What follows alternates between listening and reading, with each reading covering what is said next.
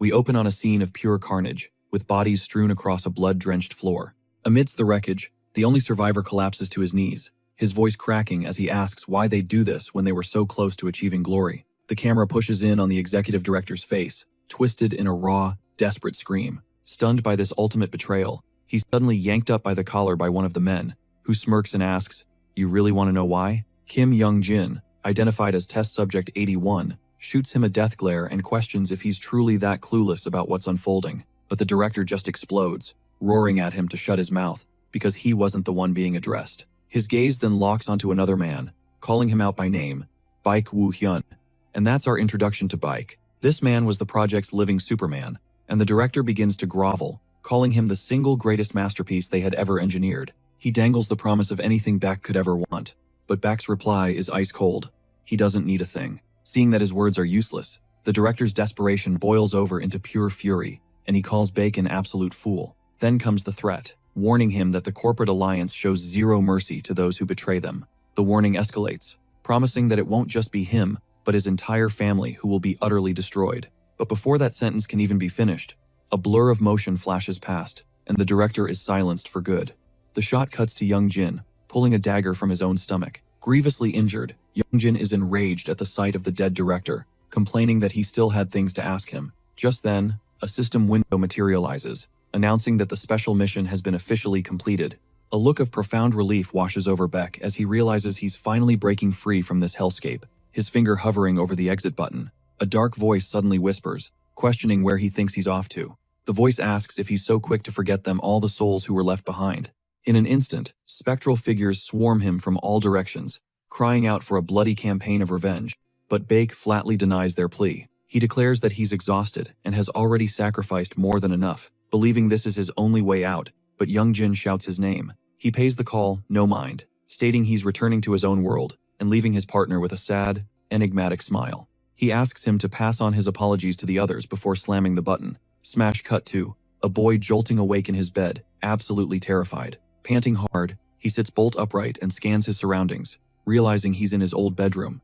A wave of shock hits him as he wonders if he actually made it home, and how much time had gone by. Snatching his phone, he sees it's the very same day he was ripped away to that other world. Zero time has passed. He rushes to a mirror and sees that his powerful, battle-hardened hunter's body has vanished, making it all feel like a fever dream. But the memories from that personal hell come flooding back, invading his thoughts. His eyes burn with hatred as he relives the gruesome battles. He remembers the feeling of fighting in chains against freakish monsters and all the violent acts he was forced to commit simply to survive. A vision of a girl's face flashes in his mind, begging him for help, pleading that she didn't want to die. The director's threat echoes in his skull, and he knows with chilling certainty it was never a dream. The sensations were far too vivid. The 10 years he endured there were terrifyingly real. All of a sudden, his phone begins to vibrate on the desk, showing an incoming call from Young Naeon. The name feels familiar, but he can't pinpoint where he knows it from. When he picks up, the girl on the other end erupts, demanding to know if he bailed on the promise they made. She reminds him they had a deal to meet up tonight, and orders him to get his butt over there immediately. Without even letting him get a word in, she just hangs up on him. After a beat of stunned silence, it finally clicks, and he recognizes that voice. It belonged to his only close colleague, the one person he considered a true friend at his job. And with that realization, the absolute worst memory surfaces. She was the one who persuaded him to try playing Reverse Planet. A dark suspicion forms in his mind, and he knows he has to find her. The scene transitions to the outside of a restaurant. He steps inside and almost instantly hears that same familiar voice calling out to him. It's Naeon, waving him over from one of the tables with a massive smile, saying it feels like it's been ages since they last saw each other. After he sits down, she asks if he plans on drinking tonight, but Baek tells her he's going to pass on the alcohol. He knows it would be a reckless move to drink in his current state, so the girl just says she'll order food. Moments later, the meat is delivered to their table. It immediately begins to sizzle on the grill, filling the air with a mouth-watering scent, but she gets right down to business. She asks if he's had a chance to play that Reverse Planet game. He tells her he only got as far as creating his character and watching the intro, which seems to shock her. She scoffs that you can't even call that playing, which causes his face to harden.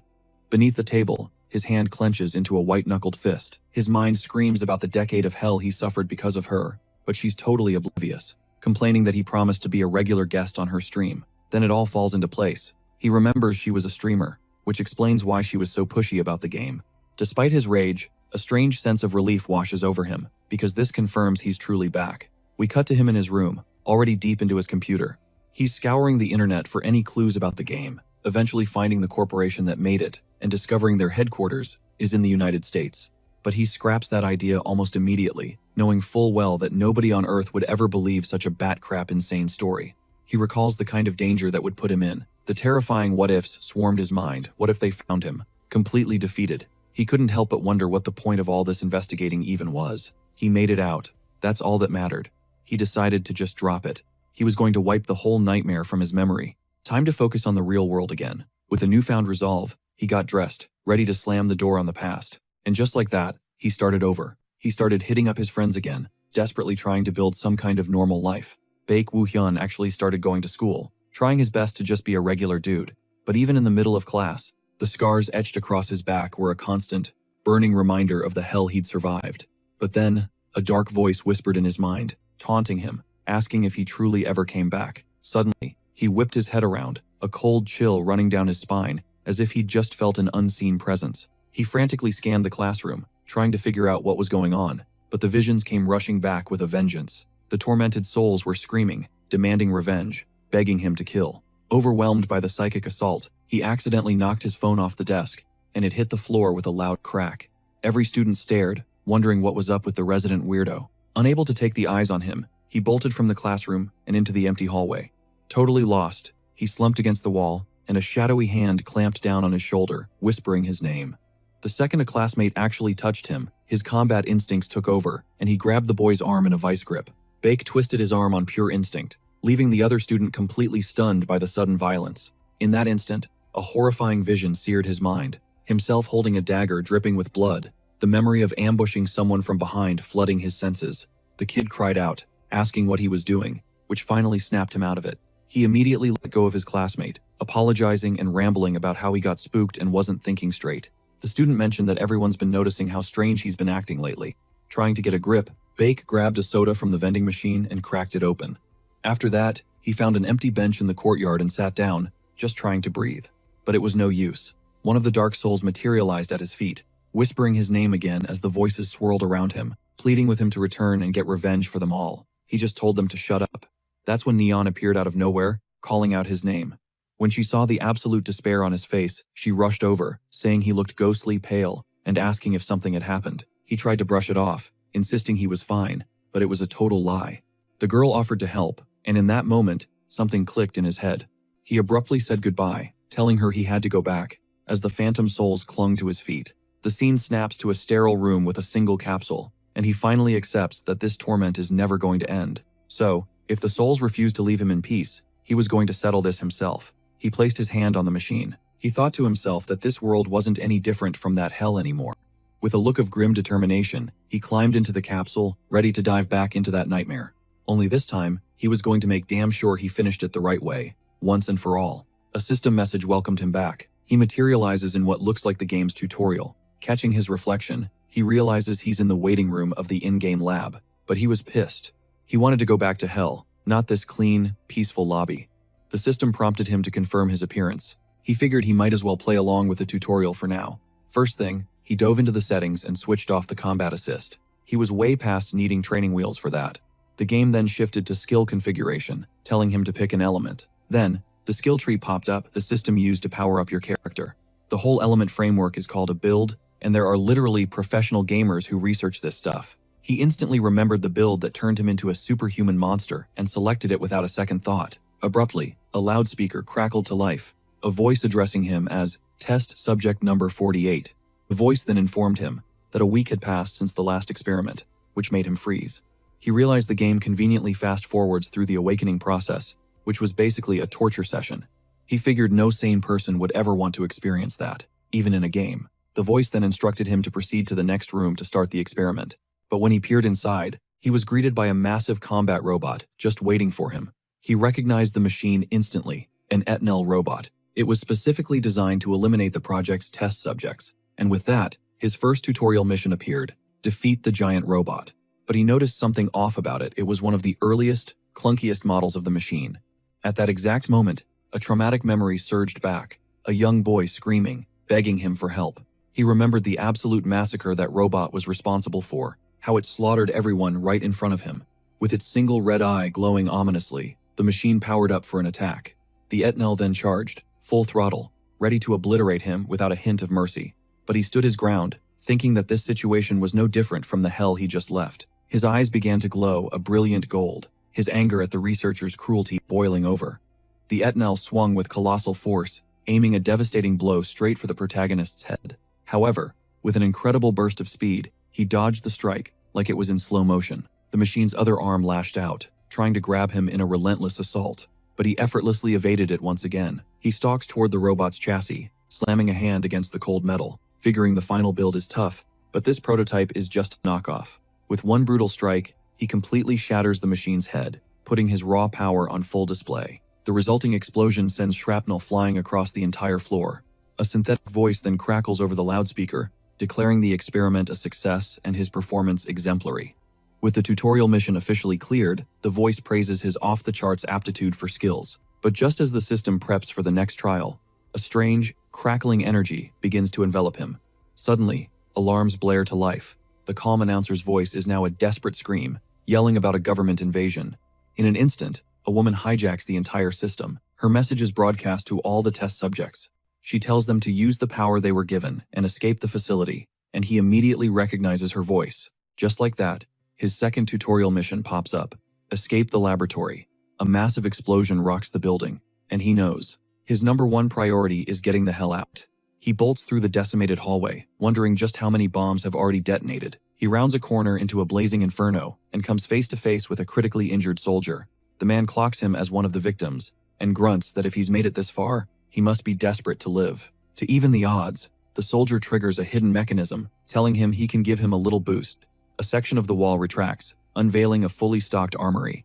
Take whatever you need, the soldier urges, shoving a flare into his hand. Pop this when you get outside. It'll signal for rescue. An instant later, the soldier's arm falls limp. Our hero wonders if the man just died right in front of him.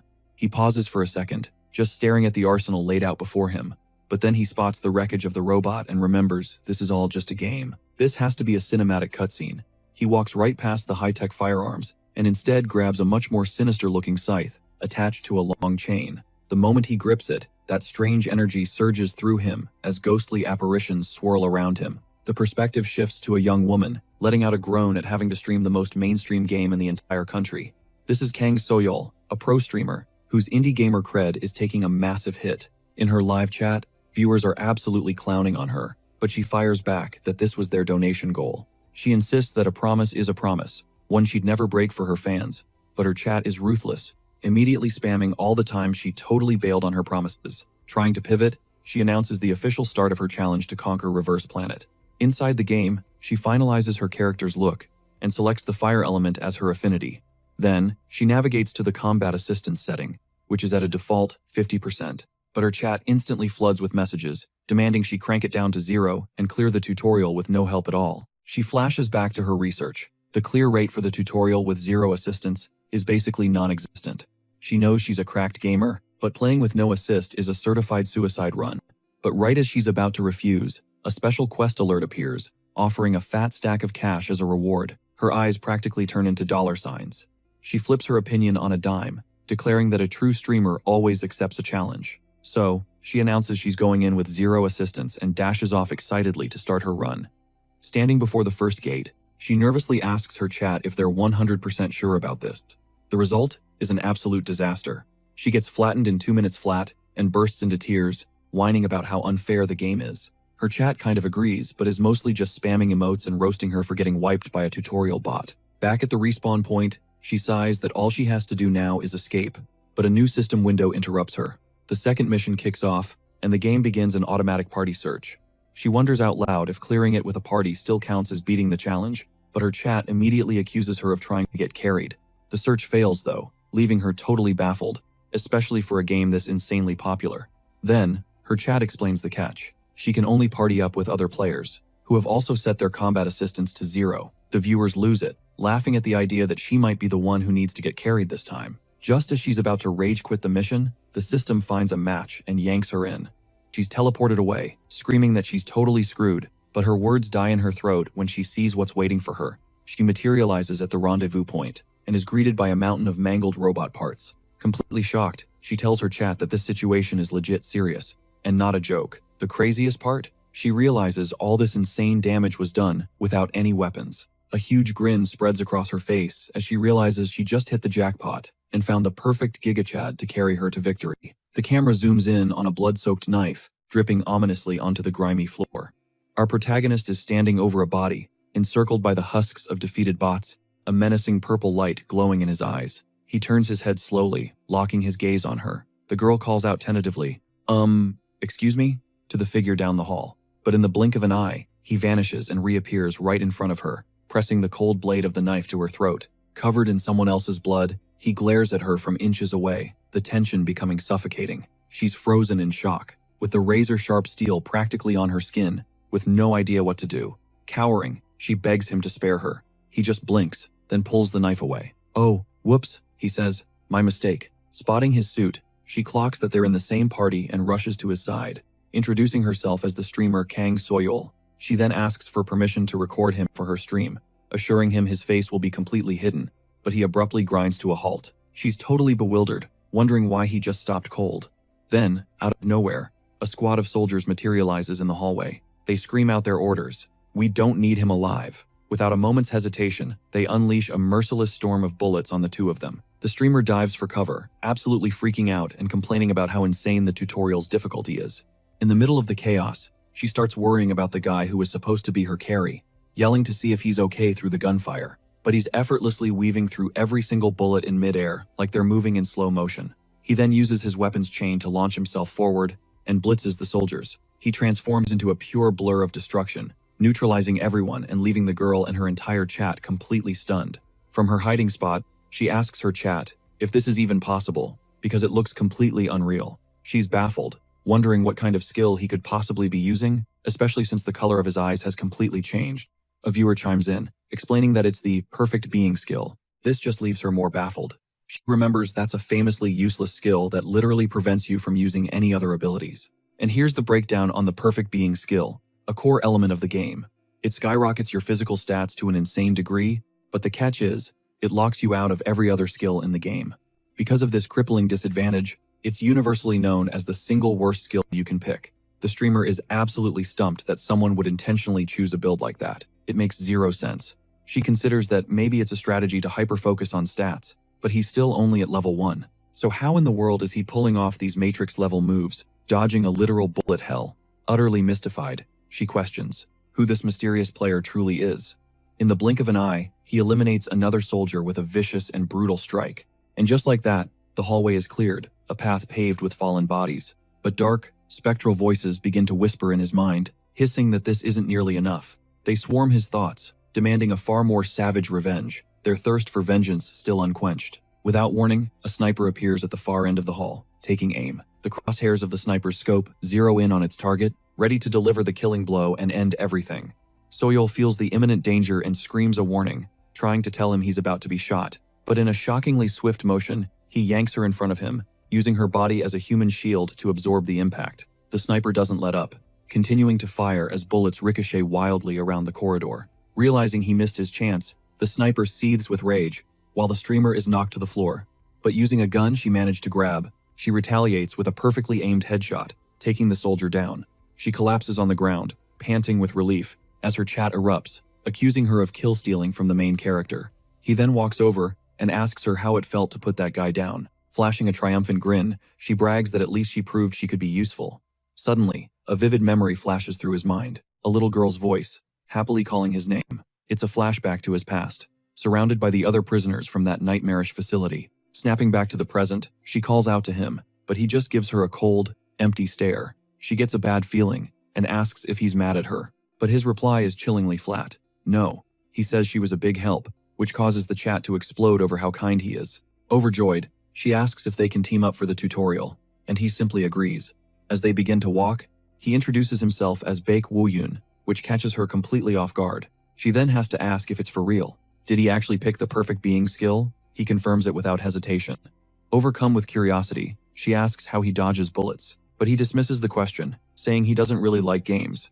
He then halts again, and she asks him, confused by yet another sudden stop, Bake warns her that there are two Edenel robots positioned about 20 meters ahead. She's completely floored, since he shouldn't have any detection skills to know that information. But just a few moments later, two massive robots stomp into the hallway, proving his senses were dead on. He calmly walks toward them, remarking that he actually used to love playing in the game's Colosseum. With a dark energy radiating from him, he charges and unleashes a devastating blow on one of the mechs. The strike connects with explosive force, completely obliterating the machine. He carries on the assault, mentioning how intensely he used to play back in his Colosseum days. With a look of pure confidence, he reveals he was skilled enough to hit the official rankings. And with one final, crushing impact, he annihilates the last robot, effortlessly clearing their path. The chat goes absolutely ballistic, and she asks if being a Colosseum ranker is really that big of a deal. Someone then explains that back in the day, those rankers became the first pro players, legends like the famous player Butler. She's completely shook, since Butler is the most legendary pro player in the world. Back just calls for her to move out, and she scrambles to follow, buzzing with excitement over this massive revelation.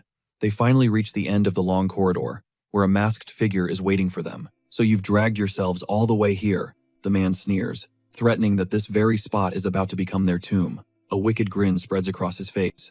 It's the tutorial boss, the guard captain, sneering that they're about to join their dead comrades. The moment Bake hears this, his entire demeanor shifts, his face contorts with pure, unadulterated rage and a thirst for vengeance, as the ethereal souls of his fallen friends begin to appear. They twist in spectral agony on the ground, their voices whispering into his mind, urging him to quickly slaughter the monster who took them down. The captain roars, charging straight for them, and vowing that none of them will escape alive. Soul instantly snaps into a defensive stance to help. She starts unloading her weapon to lay down cover fire for Bake, but her rounds just spark and deflect off the boss, who's surrounded by some kind of shimmering barrier. She screams that she'll provide backup, but Bake just stares back at her with a chillingly empty gaze, thinking that even if this is just a game, he's going to unleash every last bit of his power on this man. In a single, explosive movement, he lands a devastating blow that makes the captain feel the raw force of the impact. The collision unleashes a massive shockwave, blasting the boss backward with overwhelming power, leaving the streamer utterly stunned. She has no idea what just unfolded. The captain, however, scrambles to his feet in a fury, screaming at the protagonist. He calls him a disgusting, worthless insect. A chilling frost crackles around his gauntlets as he launches himself at Bake with everything he's got. Bake effortlessly sidesteps the icy assault, which completely obliterates the floor where he was just standing, enraging the captain even more. He furiously demands to know how long Bake thinks he can keep dodging. He then unleashes a spinning vortex of ice that hurtles toward Bake, and the attack connects, sending him flying. He's slammed with brutal force into the hallway wall, but he pushes himself up, balling his fist, poised to counter the enemy's assault with a direct strike. He drives his fist square into the captain's face, who visibly reels from the crushing impact. The boss stumbles back from the sheer power of the punch, all while Bake glares at him with an ice-cold expression. Abruptly, the whispers of the souls return, telling him not to unleash his full strength just yet. They hiss that the captain doesn't deserve a quick death, pleading with him to rip the man to shreds. The captain, completely baffled, can only wonder aloud. How could a simple test subject possess this insane level of power? Bake glances down at his own hands and replies with chilling calm, saying he has the captain to thank for it. With one final, devastating blow, a spray of crimson explodes across the room, ending the battle for good, as the system confirms his victory. Saul is completely speechless, struggling to process what just happened. She starts cheering that they finally took down the boss, while Bake just looms over the body. He then raises his fist to deliver the finishing blow, but the streamer shouts his name, telling him it's time to get out of there. He agrees and turns away, leaving the captain's crumpled form on the ground as they head through the exit door. Saul lets out a huge sigh of relief, celebrating that they actually managed to escape. Just then, the system officially confirms their success. She asks if he's planning to jump into the main questline, but he shuts her down, saying that's more than enough for him. He's done for the day and is logging off. But she quickly tells him to wait just a second, because she has an offer for him. Her words pique his curiosity, and the streamer immediately ends her live broadcast, hyping up her chat that the challenge was a massive success. After the stream cuts, she turns to him with a genuine thanks, and he looks at her with a hint of hope, asking about her proposal. She asks if he would consider being a regular feature on her streams. He looks a little thrown off, so she clarifies that she plans to focus on main quests, and a lot of PvP content. The girl presses on, promising to work around his availability, and even offering to pay him, but he flat out turns her down. From the look on his face, she knows there's zero point in pushing it. So instead, she asks if she can at least add him as a friend in the game. He finally caves and agrees. Before she goes, she says her goodbyes, telling him she had a blast playing with him, and then logs out. Now alone, he reflects on how he finally cleared the game's tutorial, but a nagging question surfaces in his mind. He wonders why he still hasn't been sent back to the other side. Meanwhile, in a different place, someone is frantically typing on a keyboard. They're posting all about the incident. At that moment, Bake had no clue about the firestorm his gameplay was about to ignite, all across the internet. To make things even weirder, an anonymous donation pops up carrying a seriously ominous message. It asks what it feels like to be back in reality. The scene then cuts to the headquarters of Planet Earth, the corporation behind the game. Inside, the entire development team was in a state of absolute panic, all because of a single player. One of the employees is rewatching the gameplay footage. He's in total disbelief at what he's witnessing. The team debates how this guy beat a boss with 0 weapons and no aim assist. The worried team leader asks if they're certain it wasn't a hack, but the lead technician confirms they've scrubbed everything and found no trace of program modifications. He explains that he's seen every type of hacker imaginable, from the ones who can clip through walls, but he's never, ever witnessed movements this ridiculously precise. The young man then yells that this level of control is physically impossible to achieve, even with the best cheat engine. The boss then speculates that it might be a completely new, undiscovered type of hack. Either way, he declares that they have to get to the bottom of this situation, and fast. The scene then shifts over to Woohyun. He's chilling with Nayeon at a coffee shop. He asks her, looking a little surprised, if the online forums are really blowing up because of him. Absolutely buzzing with excitement, she confirms that the internet is in total meltdown over his performance. Nayeon then shows him that the community's consensus is that his insane achievement was definitely a confirmed hack. Nayeon admits her jaw hit the floor watching the clip, and Woohyun just shrugs, saying it's a good thing she even knew it was him. She's like, dude, I knew you were cracked, but not that cracked. And for him, that explains the message he got. She immediately asks what message he's talking about, but he gets a little shifty. Then you can see the gears turning in her head, and it clicks. She shouts, no way. Did the game devs hit you up? Are they seriously trying to bust you for hacking? He just gives a simple nod, explaining that the invitation was actually passed along by the streamer who broadcast his fight. Nayeon starts stressing about all the drama this is going to stir up, asking if he's really going to accept the challenge.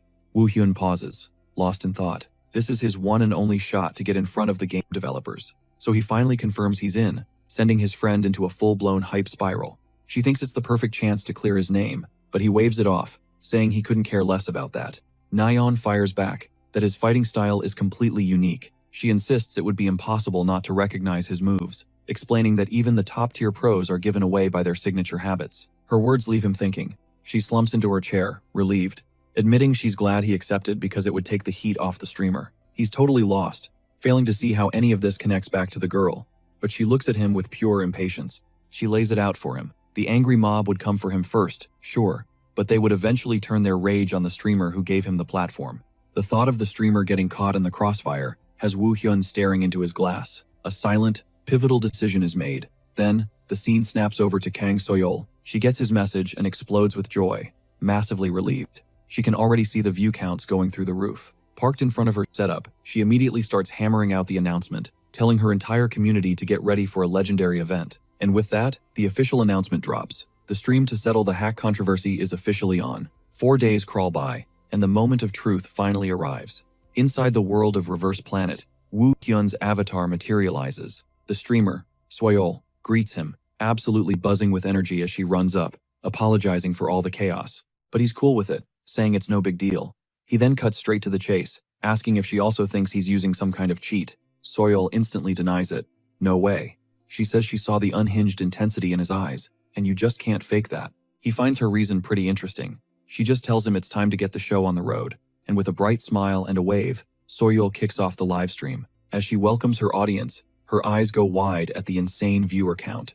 She announces that the man of the hour, Woohyun, is here to put all the rumors to rest. With the calm of a seasoned pro, Woohyun formally introduces himself to the thousands of people watching. Soyeol begs the chat to behave, then turns to Woohyun for his take on the whole drama before they get started. He just calls it absurd that this is even a debate, which immediately splits the chat. Soyeol then drops a bombshell. A special guest is here for the verification. At that very moment, a man materializes out of a pillar of blue light right in front of them. He introduces himself as Park Gumyeon, the head of operations for the game company itself. Woohyun instantly realizes this guy might have answers, and he fully intends to grill him after the test. The streamer thanks the exec for coming and politely introduces Woohyun, while the leader just sizes the player up. His internal thought?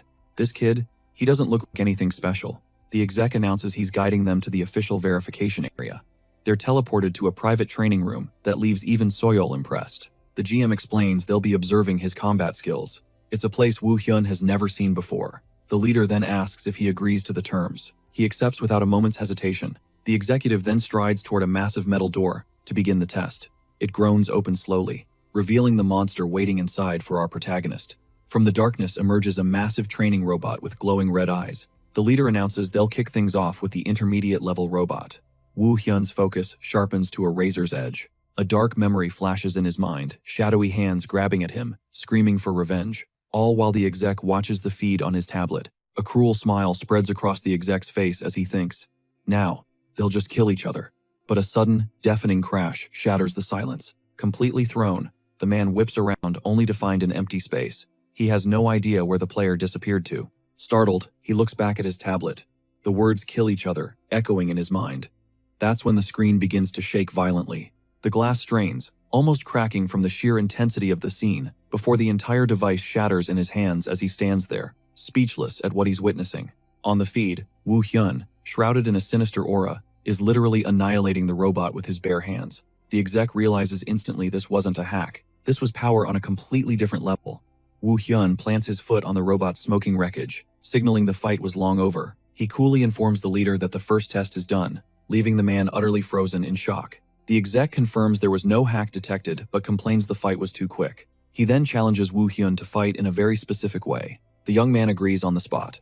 This new test is designed to prove he isn't using an auto-combat hack. The GM then tasks him with defeating 3 robots at once, using only a chainsaw.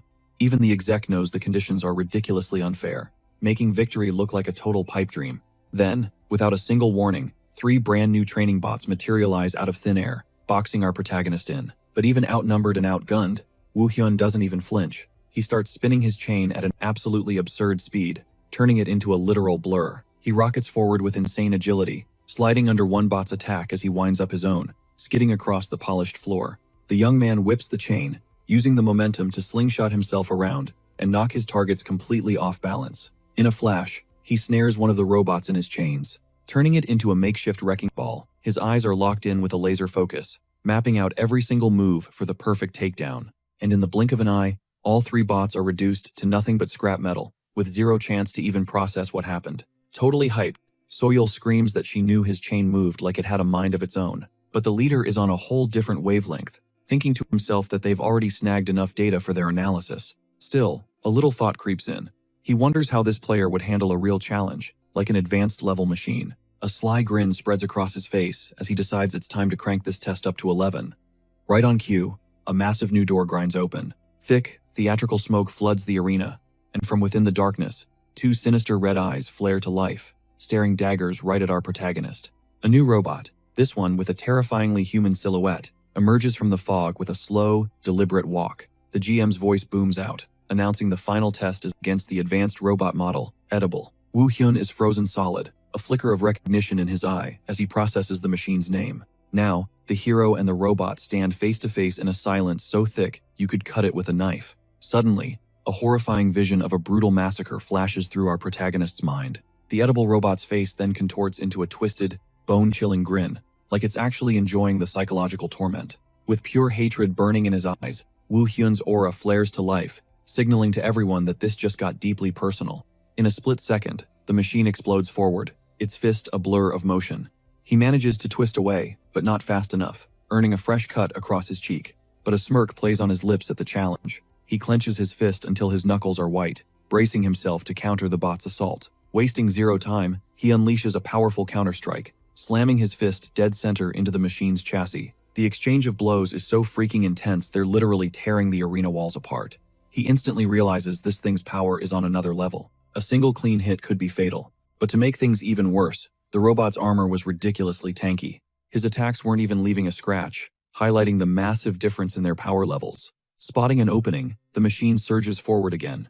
It gives him zero time to think, so he decides on a new strategy, a relentless, non-stop barrage until something finally connects. Watching from the control room, Soyeol and the leader are on the edge of their seats, captivated by the sheer brutality of this throwdown. The man is in disbelief that this kid is actually managing to go toe-to-toe with their top-tier robot. Slowly but surely, the protagonist starts to dominate the battle. He's completely turning the tables in his favor. And with that, the leader decides he's seen more than enough and pulls the plug on the test. Out of nowhere, the robot pixelates into nothing in a flash of blue light, leaving Woo Hyun standing there totally confused. The GM explains that he just despawned the machine. Since they had already collected all the data they needed, he confirms that there was no hack involved, proving Woo Hyun's skill is 100% legit. Soyul is ecstatic, celebrating that they've finally proven he wasn't some hacker, squashing all the rumors. She then hammers the point home to her audience that his skills are so insane they actually look like hacks. And with that final thought, she ends the stream. It peaked with over 100,000 viewers watching live.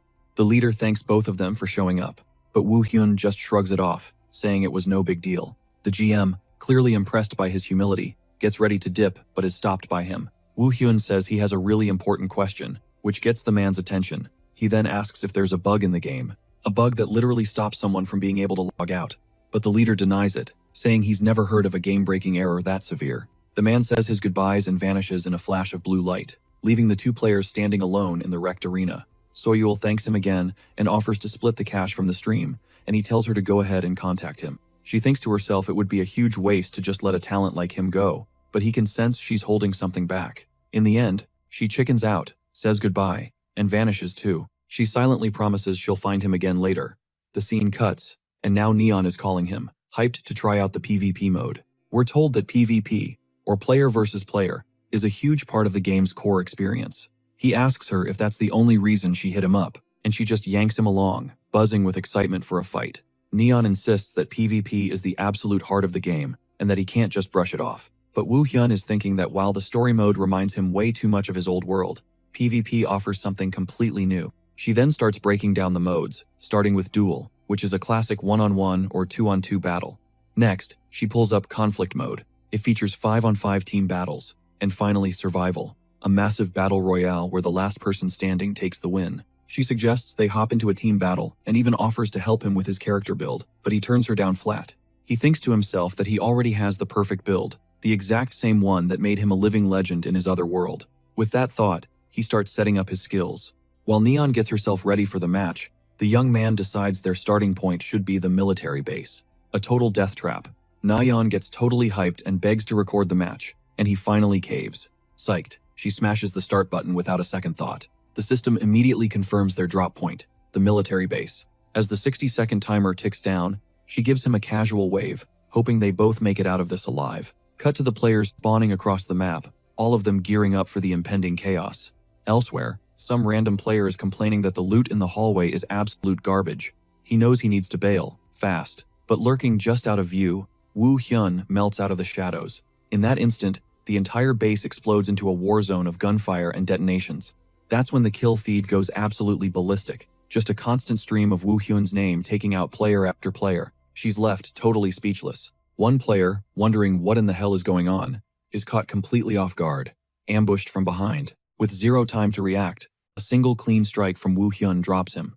He surveys the area and realizes he's cleared out the entire zone. He's reminded of how he used to mow down entire armies back in his own world, and for a moment, he thinks the slaughter is finished. He turns to leave, but something catches his eye.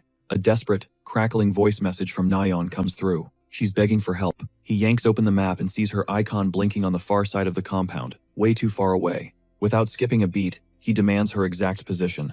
"Third floor rooftop," she replies, warning him to be careful. With firefights raging on every floor of the building, he tears through the chaos at a dead sprint, blasting past other players shouting warnings about him. One of the guys is stunned, silent by his sheer speed, while his buddy charges up a fire attack, but our protagonist just weaves right past the flames. He blocks a blade with his gauntlet, and in one fluid motion, grabs the enemy's arm and completely smothers the fire ability. Then he takes the guy out with a single, precise blow, leaving his partner frozen in shock. The remaining player becomes enraged. He unleashes a dark, swirling aura, revealing his true power. With a furious roar, he launches a devastating blast straight at Woo Hyun. But Woo Hyun just vaults right over the wave of energy, dodging the attack with unbelievable agility. The player is livid to see his ultimate move fail, so pathetically. Before the guy can even blink, our protagonist closes the distance and slashes him with his knife. With an icy stare, he confirms another kill, clearing his path to the building. He immediately breaks back into a full-speed sprint. He ignores the trail of bodies in his wake and, along the way, even manages to clip another enemy without slowing down. Another player lines up a perfect shot, thinking he has a chance, but gets effortlessly taken down from behind. He finally reaches the building and pings Nayeon. She offers to provide sniper support from the roof, but he tells her to stay put for now as he gets ready to breach. He presses his ear to the door, carefully listening, trying to sense the enemy presence inside. He can feel at least 5 of them. They're waiting for him in the darkened room. So he kicks the door in and steps inside, but someone was already hiding right there for an ambush. The enemy smirks, ready to plunge a knife into our protagonist's back, but in less than a heartbeat, Woo Hyun's hand clamps down on his wrist. The attack stops dead in midair. The guy is in total disbelief, unable to process how his perfect ambush was just shut down. With a lightning-fast move, Woo Hyun flips the script and strikes the enemy from behind, eliminating him. He lets the body drop, thinking he has to hurry up and get to Nayeon. Not wasting a single moment, he bolts up the stairs, leaving a wake of defeated enemies behind him. And with that, the kill feed lights up again, showing him taking out 4 more players in rapid succession. Watching the notifications from outside, Nayeon is floored by the carnage. She realizes Woo Hyun isn't just fighting, he's farming enemies without even breaking a sweat. But suddenly, she feels a presence creeping up right behind her. It puts her on high alert. It was Woo Hyun, who had appeared from nowhere and completely startled her. Using a speed skill, he snatches her chainsaw, and she complains that he nearly gave her a heart attack. She says she didn't even see him move, and he wonders if she was ever in any real danger. Nayeon asks if he wiped the entire building, and he just questions the insane weapon she chose. Totally hyped, she announces she'll carry the rest of the game now, which actually makes him laugh. With the game over, the results screen declares their victory, with Woo Hyun racking up 25 kills. Back in the lobby, they see they've hit a 10-game winning streak and decide to call it a night. She then just stares at him, realizing her friend is an absolute gaming demon. The streamer, Soil, excitedly tells him to give her a few days, promising a massive streaming contract is coming his way. But he flat out refuses, saying he's not interested since he doesn't even intend to play the main story. Still, she begs him to reconsider before saying goodbye. Disappearing in a shower of blue light, Woo Hyun is left alone, frustrated that even the PvP mode gave him 0 clues. The scene cuts back to the real world, showing the city silent in the dead of night. In her room, the streamer Soil was lying in bed, staring excitedly at her phone. She was scrolling through the community forums, which were completely exploding with posts about her stream. Overjoyed, she just rolled around in bed celebrating, knowing she had absolutely hit the jackpot. She remembers the peak viewer count, still unable to believe it soared past 100,000 viewers, and with that realization, she feels a sudden sting of regret. She was totally daydreaming about co-streaming with Woo Hyun, but reality hit hard when she remembered how he shut down the idea of ever becoming a streamer. So, her first move, she figures, is to at least get him paid for the stream they did. But the moment she checks their earnings, her eyes practically bug out of her head in disbelief. The scene snaps to the next day, with Woo Hyun meeting Nayeon at a cafe. She flips open her laptop and shows him a full-blown streamer project, leaving him completely lost. Nayeon launches into the presentation she painstakingly put together, but he is 100% not impressed. He reminds her she said he could just play by himself, without having to engage with a single soul, so she pivots to a whole new concept, a kind of variety/observation show. The pitch is simple. A cast would watch his gameplay and provide all the commentary. This way, she explains, his only job is to dominate the game, and she'd handle 100% of the talking. She even throws in the idea of bringing on a pro commentator if they needed extra hype. Nayeon sweetens the deal with an even 50-50 profit split, but he keeps hitting her with a hard no. That's when it dawns on her. The payment from Soil must have already gone through. He pulls out his phone to check. He hunts for that email he got earlier, the one he hadn't even bothered to open. The message displayed a payout of 6.6 million won, with a special donation attached. Nayeon's jaw drops at the insane amount, but Woo Hyun's eyes are glued to the donation message, reading every word. The kid freezes solid, looking like he's just seen a ghost. The messages were from some viewer who knew he had returned from that place. He realizes this person doesn't just know his secret past, their screen name is a massive clue. Utterly panicked, he leaps out of his chair. Who could possibly know, he thinks, spiraling. He desperately asks her to trace the donor, but she has to break the news that it's against the rules. That's when it hits him. The only channel he has to communicate with this mysterious person is through streaming. His mind is made up. He declares he'll become a streamer, leaving Nayeon absolutely floored. But to lock it in, Woo Hyun tells her he has a single condition she has to accept. Friday night rolls in, a time when the city unwinds. But for the hardcore gamers, it's prime time to assemble in front of their screens. The game's forums were on fire, the entire community holding its breath for Superman's stream. We then cut to the virtual studio, 5 minutes before they're scheduled to go live. Nayeon was visibly a wreck, but her partner tries to calm her nerves, telling her they were more than prepared. He introduces himself as Cha Sung Chol, a professional caster for the game Reverse Planet. He casually mentions that he never thought anyone, aside from Soyol, could ever manage to get Superman on a stream. In that instant, the on-air light flashes red, signaling the start of the legendary broadcast. Putting on a brave face, Nayeon and Seung-cheol introduce themselves to the thousands of viewers flooding in. She starts to get a little awkward, noticing the chat is already getting heated about the main event not being on screen.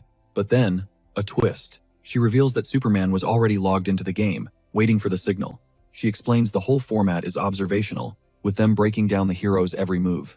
Nayeon then hypes up the crowd, asking if they're finally ready to witness the match. She shoots a text to Woo Hyun, giving him the green light to kick things off. With that, a distorted voice crackles over a radio signal, rambling on about some kind of interdimensional agency. The voice explains that the objective is to rescue survivors, so they can make it out of the forest alive. Then, a mission screen materializes, ordering him to link up with the agency. He stares out at the forest, and a cold dread washes over him. The landscape is a perfect replica of his dark past. A traumatic memory flashes through his mind, of how he was forced to do nothing but run for his life in that other world. But with a burning look of resolve, he decides this time will be totally different. Out of nowhere, an enemy scout spots him and fires a flare into the sky, exposing his position. A heartbeat later, masked guards swarm from the shadows, completely surrounding the area to trap him. They get the command to assault him from 3 directions, setting up a deadly ambush. Without a shred of hesitation, the hostiles leap from the trees, closing in on Woo Hyun from all sides. His eyes flash with a deep-seated hatred. He vows to himself that he's going to finish every last one of them, right here, right now. A raw need for revenge consumes him as he charges forward with murderous intent. The guards immediately open fire, unleashing a hailstorm of bullets toward the hero. But with unbelievable skill, he whips out his chain and deflects the entire volley. One of the bullets ricochets back and shatters a guard's weapon, leaving him stunned. That same bullet then strikes a grenade on another soldier's belt, causing a massive explosion that completely vaporizes the enemy. The guards call him an idiot for charging in alone, rushing him with everything they've got. But he launches into an acrobatic mid-air spin, expertly snaring 2 enemies at once with his chain. The chain cinches tight, locking the guards in place with no hope of escape. With a ferocious tug, he smashes their heads together in mid-air. Without missing a beat, the hero begins swinging the chain at an insane velocity. He then slams their bodies directly into the ground, cracking the earth and creating a small crater. The impact is absolutely brutal, leaving the enemies mangled and coughing up blood. Seizing the moment, he moves like a phantom and eliminates the other guards who were still on their feet. With razor-sharp focus, he listens for the remaining enemies as they search for him, completely ready for whatever they throw at him. To protect his identity, the broadcast automatically activates a protocol. Back in the studio, the commentators' jaws are on the floor. They are absolutely losing their minds over a playstyle this wild. Shang Cho is starting to spiral, thinking there's no way this guy is just aggroing mobs with zero strategy. It's pure insanity. And right on cue, a donation message flashes across the screen, asking if this dude's ability has literally 0 cooldown. When the question is thrown his way, the commentator shuts it down, positive it's not a cheat. He breaks it down. The build looks like a hack, but it's actually a galaxy brain play, using the game's core mechanics. The skill, he explains, is just a buff to his physical stats. It does nothing for his weapon skills. He says this means if a real-life Superman could even handle the strain, he could actually fight like this. With laser focus, our protagonist braces for the incoming enemy wave. But just then, a flood of new guards materializes, completely swarming him. They're closing in for the final blow when a man named Kim Chol steps onto the scene, identifying himself as the agency's top dog. So, turns out the agency is a government squad that handles invaders from another dimension. Their 9-to-5 is basically containing the insane threats that spill out of the reverse world. Woo Hyun immediately clocks the leader, stunned by the gear he's rocking.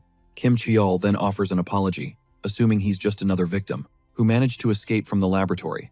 But Woo Hyun sets the record straight, explaining he jacked the radio from an agent, who was already on the inside. The leader's face falls. He knows the agent is history, and the hero picks up on his trademark compassion. With that, Kim Cheol asks him to hang back with them, until they can properly verify who he is. The mission complete screen erupts, rewarding him with a level up and a shiny new skill point. The scene then slams to a shot of the interdimensional agency's imposing headquarters.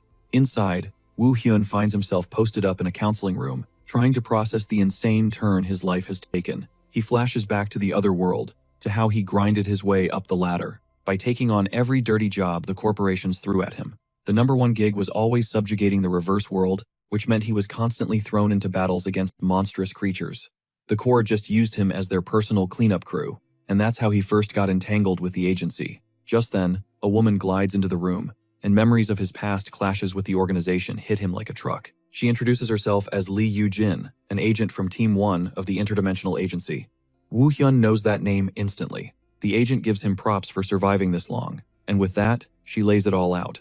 From this moment on, he's got two paths to choose from. Path number 1 was to live as a protected civilian, but he'd have to lock his powers away for good. Path number 2 was to become one of them, an agent. Yu-jin warns him that if he picks the agent life, he'll be thrown into their training gauntlet first. He gets quiet, the irony hitting him hard. He's already taken out 7 of their agents, and now he has the chance to become their co-worker. She looks him dead in the eye and asks what it's gonna be. The quiet life of a civilian, or the life of an agent? After a moment of deep thought, he locks his hands together, steeled for the decision he's about to make. Woo Hyun knows that being a civilian would just funnel him right back to the corporations, a life he desperately wants to leave behind. So he tells Yu-jin he's in, he's going to become an agent, and her face lights up with the news. She lets out a huge sigh of relief, muttering about how the corporations were poaching all of the agency's best talent. She uses the moment to warn him that tons of people regret signing contracts with those private companies. Yu-jin explains that they're all flash and no substance, totally lacking in experience, unlike the agency, which has a legendary track record. The agency already possesses all the crucial knowledge for training the awakened and winning real fights. But Woo Hyun already knows that even with their fat paychecks, the corporations have led countless agents to their graves. He can't forget the time he had to literally slice open some guy's stomach just to collect his payment. That single, brutal incident blew his cover and led to the agency hunting him down for a hot minute. Snapping back to the present, Yu-jin says she'll get him registered and tosses him a work phone. Woo Hyun asks what the next step is, and she tells him he'll start as a probationary agent. Before she dips, she adds that she's seriously rooting for him to land on her team. He remembers his past, feeling a deep sense of debt to Yu-jin because of what went down. After all, she was the one who spearheaded the raid on the lab that saved not just his life, but the lives of his comrades too. Watching this all unfold, a viewer is totally baffled, thinking the dialogue with the NPC is way too fluid and natural. The commentator is shook too, because NPCs aren't supposed to be able to hold a conversation like that. We're shown that the NPC Yu-jin was only coded with basic dialogue choices, not the ability to have a real back and forth. But then it clicks for Song-ju, he knows the truth. This is an incredibly advanced artificial intelligence. It's a fully responsive AI that can communicate and vibe with players on the fly. He explains that this level of tech burns through so many resources it was considered a pipe dream for online games. The shocking conclusion is that the company never solved the resource issue. Instead, they buried the AI in the game as a super secret Easter egg, and the condition to trigger it was to start the game on the hardest setting with no combat assists, which is exactly what Woo Hyun did. With this massive discovery, the girl comments that the community forums are probably about to catch fire. Far away, a famous streamer's interest is piqued, and he's already thinking about inviting this rookie on his stream as a guest. Back at the studio, Seong-kil announces that the story portion has wrapped, but now it's time for some player versus player action. The scene cuts to Woo Hyun, waiting in a desolate room for the mysterious anonymous spectator, 62. But instead of some legendary player, a single, unassuming laptop materializes before him. Meanwhile, a shadowy figure demands an immediate alert if spectator 62 makes a donation. As the announcer gets a ping from Woo Hyun, his message is simple: he's ready. She pivots to the audience, a grin on her face, announcing the day's main event will be a one-on-one showdown. The announcer points out that this is the first time the infamous physical hacker has ever entered a direct confrontation. Her co-host, Seong-chul, then breaks it down. He's starting from the absolute bottom of the general league, just like any other rookie. We see the ladder has 8 distinct ranks, and hitting bronze requires 10 consecutive wins. He notes that pros can grind this out in 30 minutes, while average Joes might take up to 2 hours. Suddenly, a pop-up mission flashes on screen, dangling a massive prize for anyone who can reach bronze in under half an hour. A streamer issues the challenge directly to Woo Hyun, who accepts with a cool, confident smirk. The two announcers are absolutely buzzing with excitement. They're dying to see if he can actually pull off the speedrun. But they were completely unprepared for the storm that was coming. A match is found. The fight kicks off in a suburban arena, with 10 seconds on the clock before round 1 begins. Leaning in closer, the announcer spots a bizarre detail that throws her for a loop. It's Woo Hyun. He's dual-wielding swords, a weapon class he has never once been seen using. His opponent totally writes him off, figuring he just needs to keep his distance to bag an easy win. The countdown starts, a ticking clock that proves just how badly everyone misjudged the physical hacker. The round begins, and his opponent instantly fires off a massive ice explosion, but in a split second, The mage's smug expression melts into pure, unadulterated terror. Before he could even blink, Woo Hyun was already behind him, a cold blade pressed to his throat. With one swift, surgical strike, he shatters the opponent into a cloud of pixels. The system dings, announcing Woo Hyun's victory. He secures the first point of the match. The next opponent zones in and instantly surrenders. He recognized he was up against a smurf of the highest caliber, and with that, another win is logged without a single sword being swung. The second match gets underway, and Woo Hyun unleashes a terrifying dark energy from his blades. The enemy watches in shock as his own special ability just fizzles out of existence mid-air. Then, in the blink of an eye, our protagonist ends the fight, claiming another soul-crushing victory. In the third game, a martial artist decides to try his luck. He rushes in, throwing everything he's got into a single combo, but the result is brutally the same. He's deleted, before his attack animation can even finish. His legend is spreading like wildfire, and the next opponent enters the arena, sweating bullets. The wins keep stacking up at an unbelievable pace, one after another, an unstoppable rampage. In the studio, the commentators are just watching, their jaws on the floor, unable to process what they're witnessing. And just like that, in a staggering 20 minutes, he snags 10 victories and ascends to the bronze rank. Even the diamond-ranked announcer has to admit his run was nothing short of legendary. Song Chul calls the time surreal, but says the flawless win record is even more insane. He explains that most players have a weakness, a specific build that gives them hell. But it didn't matter what his opponents ran. The physical hacker simply dismantled them. He delivered a perfect, untouchable performance in every single fight. In that moment, the mission prize lands, and a fat donation flashes across the stream. The announcer offers her thanks, saying she can't wait to see what he does in the official ranked matches. But Song Chul's face is etched with worry. Now that it's a broadcast, stream sniping is a huge risk. He tries to reassure himself that the chances of a successful snipe are slim, hoping he's just being paranoid. The cue for a ranked match pops. The map is a gloomy cemetery, and to absolutely no one's surprise, a player successfully snipes Woo Hyun, spamming chat with celebratory emotes. The guy starts boasting about catching the hacker, and promises to teach him a lesson live on stream.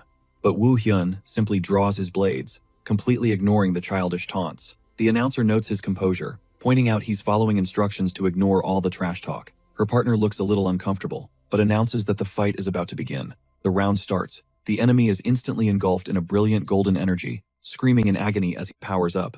He then unleashes a gigantic energy beam, blasting Woo Hyun across the map with the explosion. He screams in pure hatred as he charges forward, hell-bent on finishing our protagonist off for good. But Woo Hyun just watches him come, even considering letting the guy show off a little. Then he realizes it's just a complete waste of time, and ends him with a single, effortless strike. The system declares his victory, leaving the opponent bleeding and screaming curses. The countdown for round 2 begins, setting the stage for the next clash.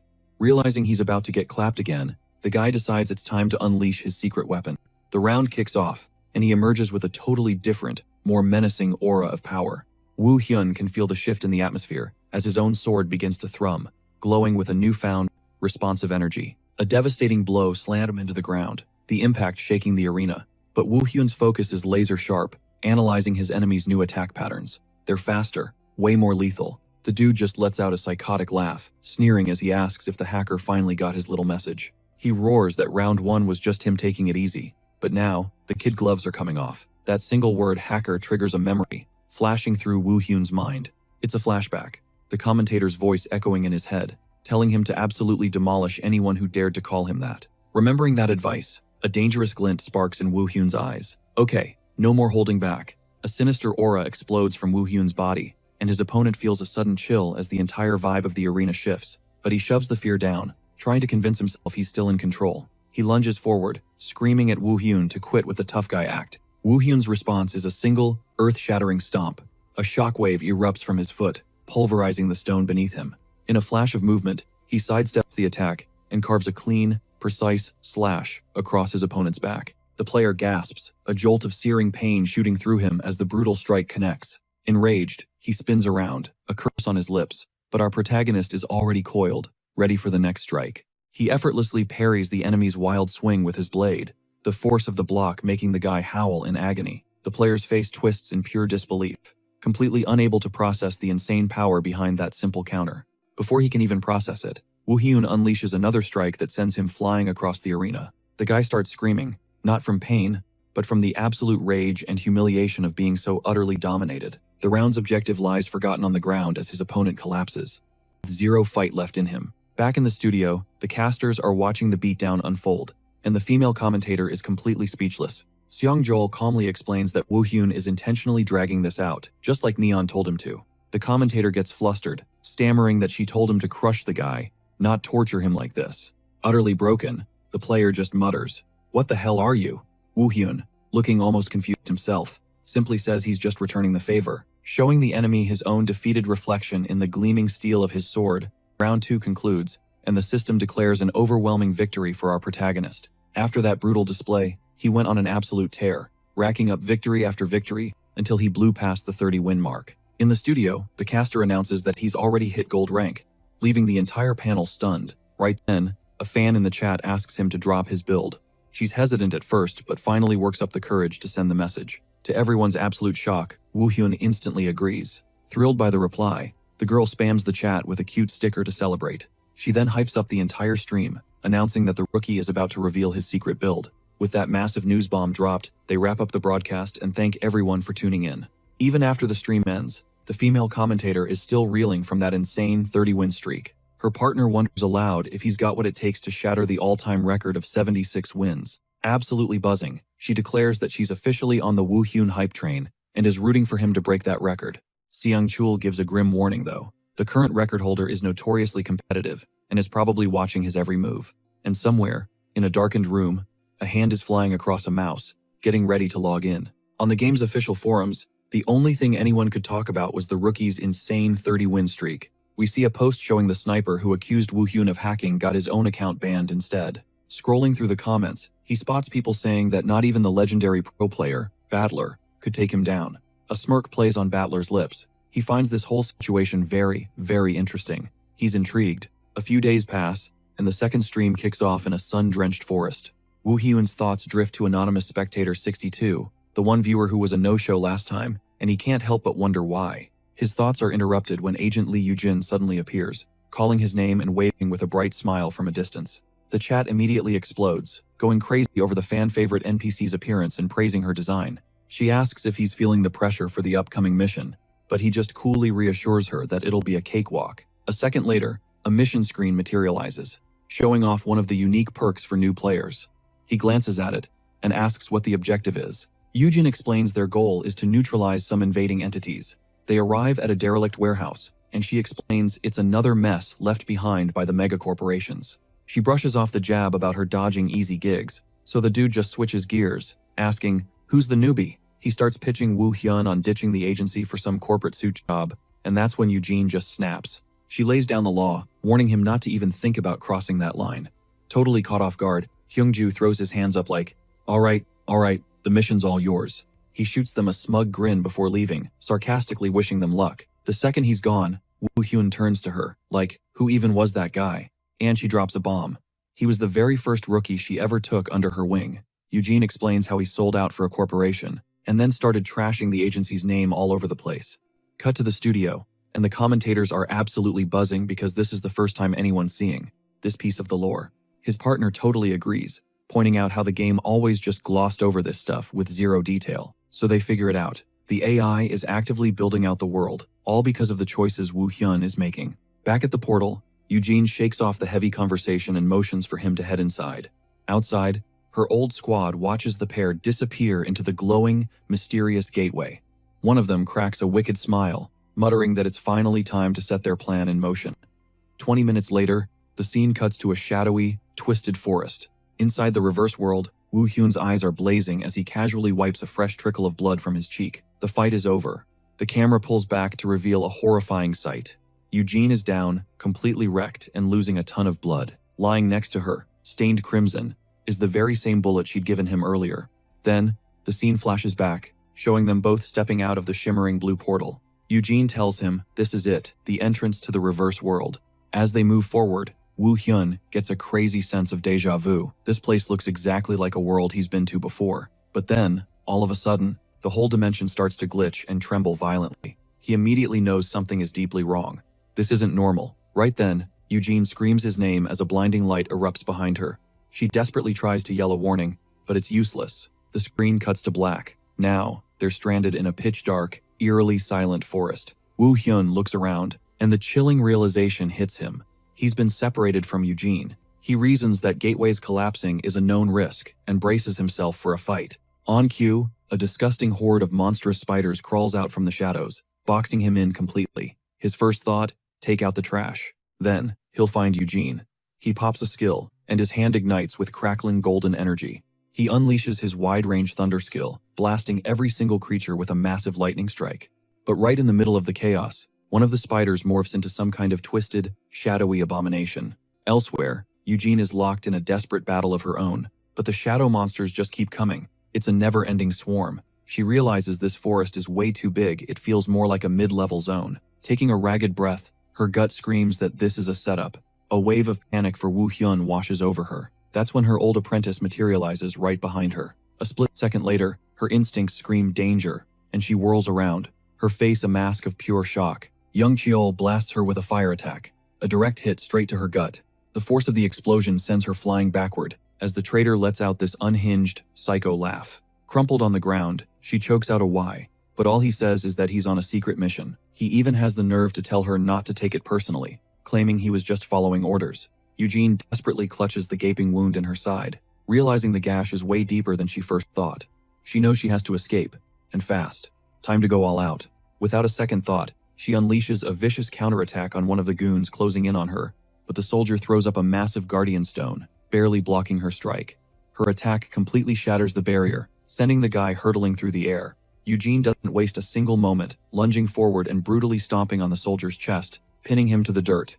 Young Chul is pissed, screaming at the other soldiers to get after her. Now, she seizes the opportunity, making a desperate break for it with the goons hot on her tail. But in the middle of her escape, Eugene suddenly skids to a halt, gathering an insane amount of energy in her hands. She's about to drop a nuke, ready to unload everything she's got on them at once. In one fluid, acrobatic motion, she slams that raw power straight into the earth, causing the ground to erupt in a cataclysmic explosion. The shockwave hits the soldiers dead on, sending their bodies flying like ragdolls. Using the chaos as cover, Eugene dives into a nearby burrow. The soldier who was supposed to be watching her starts to totally freak out, immediately blaming his buddy, screaming that it's his fault they lost her. Their leader just barks at them to fan out and sweep the area to find her. Far away, Eugene's hand pushes through a pile of leaves, revealing she gave them the slip. She thinks to herself that if it wasn't for that burrow, she'd be dead for sure. Meanwhile, Woo Hyun has already wiped the floor with every last one of the bug monsters. He examines the tracks on the ground, positive he can feel Eugene's energy lingering here. His face hardens. He knows without a doubt that she's in some serious trouble. Out of nowhere, the blue mission sphere flares to life, its light pulsing to reveal a new path, as Eugene's voice suddenly blasts from it, a haunting echo that cuts through the dense forest. He sprints toward the sound, spotting a brilliant blue light crashing down from the sky, somewhere deep within the trees. As he bursts into the clearing, he discovers a soldier locked in a death struggle with a colossal centipede. But then the soldier does something insane. He carves into his own arm with a dagger, priming a skill. In a flash, he transforms and vaults clean over the monster, zeroing in on a different target entirely. The centipede is obliterated by the aftershock, a chilling display of the ungodly power the soldier just unleashed. Woo Hyun finally locates Eugene, rushing to her side. "Are you all right?" he asks, but she can barely manage a whisper. He sees the gash on her arm, knowing that no mere bug could ever inflict that kind of damage. Woo Hyun assesses the grim scene, realizing the wound was carved by a special skill. In that moment, the horrifying truth clicks. This was all the handiwork of the traitor, Choi Hyung-chol. The mission sphere then confirms it, revealing that the enemy must have piggybacked on a portal anomaly. Back in the broadcast booth, the female commentator is absolutely reeling from the chaos unfolding on screen. Her partner is baffled, pointing out how bizarre this is, since Hyung-chol usually waits until much later to strike. They cook up a theory that the game's adaptive AI is pulling the strings, crafting a secret, unscripted storyline. The camera cuts to Eugene hiding, her heart hammering in her chest, knowing she barely escaped and another attack is imminent. She urges Woo Hyun to run, but he firmly tells her to stay put and let him handle it. She screams back, "No, you don't understand. Hyung-chol is a veteran. You can't take him on alone." Woo Hyun just shoots her a look of pure, unwavering confidence, making it clear he's already got a game plan. Meanwhile, down by the river, the traitor's lackeys are scouring the area, desperate to find her. The leader commands them to sweep the valley, announcing he's going downstream to hunt the main target himself. All at once, the traitor feels a chilling presence, his eyes snapping wide with alarm. In the next instant, a torrent of fire erupts from the shadows, forcing him to dive out of the way at the last possible second. The camera reveals a kid who looks absolutely terrified, desperately pleading with him. "Wait, just give me a second." Young Chul rolls up, asking if he's the new guy, and for a second, the kid looks totally relieved. But Woo Hyun, hidden behind a mask, just plays dumb. He spins this whole sob story about how they got split up at the portal. The two-faced snake then pulls him into a fake hug, acting all friendly and promising to fill him in on what went down. With a sick grin, he tells the rookie he'll see her in a bit. All he needs is a little rest, but the whole thing is a setup. And that's when Woo Hyun makes his move, grabbing him and laying the whole twisted plan bare, leaving the traitor completely shook. Choi Hyung-chul hits the deck. He's on the ground, spitting up blood, viciously cursing out his opponent. His crew scrambles over, desperately asking him what just happened. One agent is checking him over when, out of nowhere, a sinister figure materializes from the shadows of the trees. Instantly, one of them barks out that he's going after the guy, while the other focuses on first aid. He tears off after the suspect, plunging deep into the forest, but the figure just melts into the darkness and is gone. The agent figures the runner couldn't have gotten far and presses on with the search, but then, from out of the blue, something sharp whistles past his head, catching him totally off guard. In less than a blink, the white-haired man is standing right in his face, and his hand snaps around the agent's throat. Back at the clearing, the other agent is fighting to stop his partner from bleeding out, trying to keep him from kicking the bucket. Suddenly, an eerie glow from the forest snags his attention. He has zero time to react before a sword bursts clean through his chest, snuffing out his life in a brutal instant. His final, terrifying vision is of the unfolding nightmare. His last thought is that this dude is a complete psycho.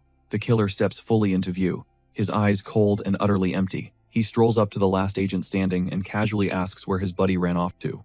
The man just gives him a death stare. With a white-knuckle grip on his sword, the final agent roars and charges, screaming that he'll get revenge for his fallen comrades. But his focus shatters when he sees his other colleague get ambushed by jagged stone spikes erupting from the very ground he stands on. Fueled by pure rage at the sight, the agent launches himself into the air, yelling that he's going to kill whoever is responsible. Kim Young-jin, though, obliterates the stone spikes with a casual spear of energy. Not backing down, the helmeted agent slams his hand on the ground, growling that this fight is far from over. He channels his power, the earth beneath him cracking and groaning as it prepares to unleash a massive assault. From his power, a colossal wave of earth surges forward to pulverize his enemy. But Kim Young-jin doesn't even flinch. His eyes flare with a golden light as he throws up a single hand, stopping the tidal wave of rock dead in its tracks and causing it to explode on contact. The gigantic attack is completely shut down by the young man's ridiculous power level. Within seconds, the entire wave has crumbled into dust, putting his insane strength on full display. The agent is just floored, thinking this guy isn't human, he's a monster. Kim Young-jin then summons a massive pillar of stone, molding it with his magic. He draws his own blade, ready to strike his new creation, and with one fluid motion, forges it into a new weapon. A single slash sends the sharpened tip of the rock flying like a missile. Even with his arm bleeding, Kim Young-jin's focus is absolute. The agent is caught right in the path of the spike trap. He screams in raw panic, telling him to stay back. The white-haired warrior then sheathes his sword, signaling the fight is done. The deadly rock projectiles he forged converge on the helpless target with terrifying speed. In a flash, the spikes slam together, skewering the agent and finishing him for good. With the last enemy down, he kneels in victory, flanked by his two blades. The agent can barely get a word out as blood pools inside his helmet.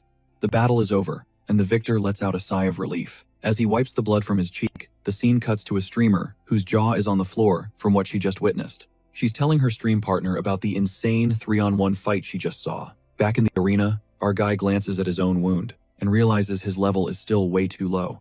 He decides to loot the area, stepping over the bodies of his fallen foes. On the traitor's phone, he discovers a shady text about some kind of secret mission. He slings the body over his shoulder, announcing that this whole investigation is now agency business. But he also finds a seriously powerful dagger, an item that magically returns to his hand. He also scores the victor's bracelet, which amps up his skill power, and to top it off, the hermit's necklace, a perfect item for stashing or summoning gear whenever he wants. He grips the dagger, thinking about how easy it is in this world to see an item's stats. With that, he sheathes his swords. The immediate threat is gone, and now, it's time to book it. His priority is to clear the zone as soon as possible, before Eugene's injuries get any worse. And speaking of Eugene, the agent is just staring up at the sky, looking totally over this whole situation. But that's when a gargantuan Emperor Scorpion, the boss of this stage, materializes right in front of her. She curses her terrible luck, but then thinks, hey, At least the rookie isn't here to get himself killed.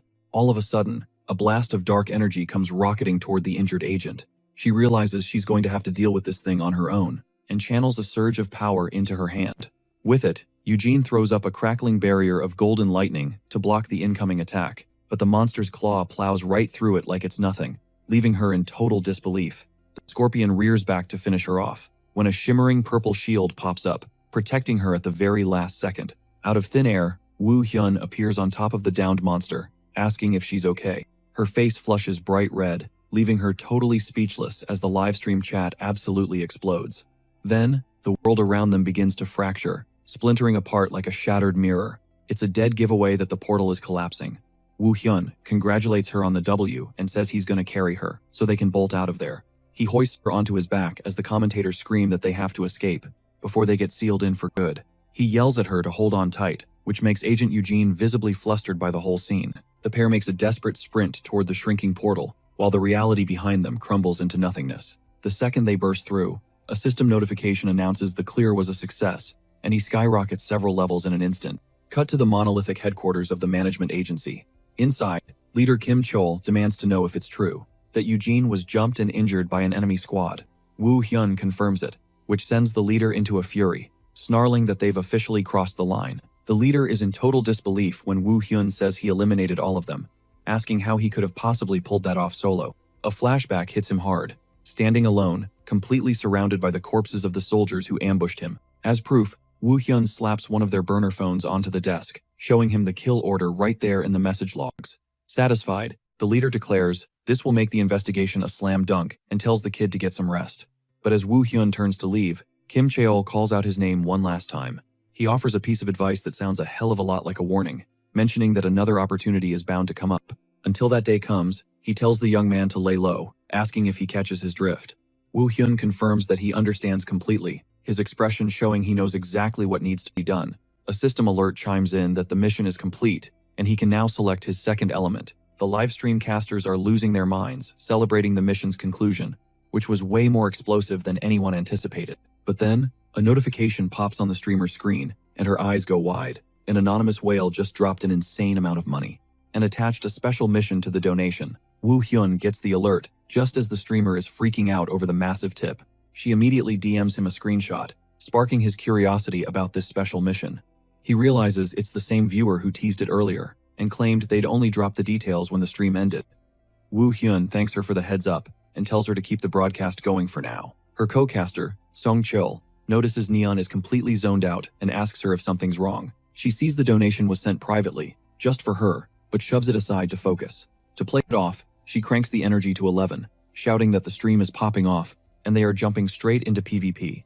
They both remember that in the last PvP event, some mysterious female player was absolutely dominating the win rankings. It's explained that today's event is combat mode, a 5v5 match with 4 game types, but the chat immediately starts complaining, demanding duels instead of a team-based game. Neon just smirks confidently, telling them they'll change their tune once they see the action. The queue pops for an escort mission, and the attacking team gets ready to roll out. The commentator confirms, announcing the first match of the day will officially be an escort mission. He explains that the offensive team has to push the payload to the objective, while the defense tries to shut them down. A map flashes on screen, detailing the route, and the streamer is hyped to see this so-called goddess perform. The system announces the beginning of round 1, and the payload lurches forward. The attackers move with the objective, but Woo Hyun hangs back, observing the field. Suddenly, he breaks off from his team, taking a route that leads far away from the objective. The move completely confuses the casters, who wonder why he's peeling away right at the start of the game. But Woo Hyun's expression is pure ice, proving this is all part of a calculated strategy. The streamer, Neon, figures it out instantly, pointing out he's going for a massive rear attack. Her partner agrees, explaining it's a high-risk play that takes an incredible amount of skill, since it's almost impossible to stop. 5 players by yourself. He sprints down a narrow alley, then leaps and smashes through a window, using a shortcut to flank the enemy team. The minimap shows his icon moving at incredible speed as he closes in on the enemy's backline. The defenders look up, startled by a dark silhouette soaring over their heads. Still airborne, Woo Hyun whips out a dagger, preparing to take down his first target. With a clean throw, he launches the blade directly at one of the players. The dagger lands true, resulting in an instant kill, and sending the other defenders into a panic. One of them screams into his comms that they're getting ambushed from behind. Before they even have a chance to react, he eliminates 2 more opponents with a series of swift, brutal strikes. His own teammates are completely clueless, wondering what all the commotion is about in the backline. An enemy player decides to challenge him one-on-one to buy his team some time. But the kill feed just keeps lighting up with his name, showing that Woo Hyun is clearing the entire map in the blink of an eye. Round 1 concludes with a victory for the attackers. The commentators are floored. They expected a competitive match, but it was a completely one-sided massacre. Seong Chol remarks that he seems to be moving way faster than usual, like he has somewhere urgent to be. In annihilation mode, it's the exact same story. Woo Hyun runs right through the enemy team. He defeats all 5 of them by himself, leaving the arena littered with a pile of fallen bodies.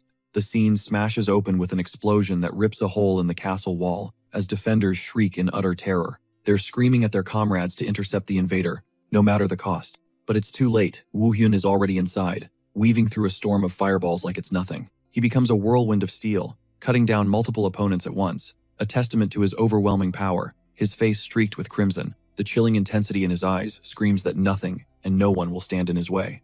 And then, the camera focuses on the tattered enemy flag, the ultimate symbol of their failure. Surrounded by the wreckage of his foes, Woo Hyun snatches the flag, single-handedly sealing the win.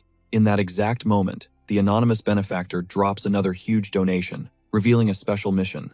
The streamer, Neon, absolutely loses her mind over the cash infusion and tries to tell Woo Hyun about the new message, but he's completely unfazed by her hype and just tells her to send him a screenshot of the mission details.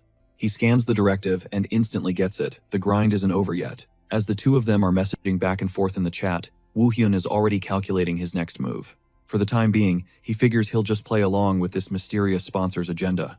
The scene then jumps forward a few days, to a high-tech agency combat training ground. Out of the blue, Woo Hyun gets a ping from Yoo-jin, who claims she's found him a replacement mentor. The commentators are buzzing, speculating on who this new mentor could possibly be. Her partner guesses that for a guy as famous as Woo Hyun, it has to be some kind of top-tier agent.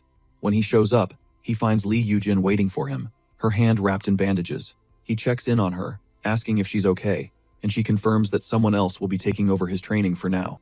Suddenly, she gestures across the hall, announcing that the person he's here to see has finally shown up. Then, the distinct sound of footsteps echoes down the corridor, growing closer. A woman with vibrant purple hair emerges, introducing herself as his new mentor, Kim Hana. Woo Hyun gives his name, but his mind is racing, because he recognizes that name instantly. It clicks, she's the agency's number 2, an absolute monster he'd faced in his past life. Right then, Yoo-jin announces she's bouncing and playfully pinches Hana's cheek, which clearly pisses her off. Yoo-jin bolts, leaving Woo Hyun with the new mentor, who's yelling for her to get back there. And just like that, the 2 are left standing in the middle of the massive training field, steeped in an awkward silence. She finally breaks it, asking what kind of blade he favors, to which he casually replies that he's proficient with both. Hana looks genuinely intrigued by that answer, trying to size up his real capabilities. Not wasting another second, she challenges him to a quick spar to put his skills to the test. Watching this unfold, the stream's commentator is completely bugging out.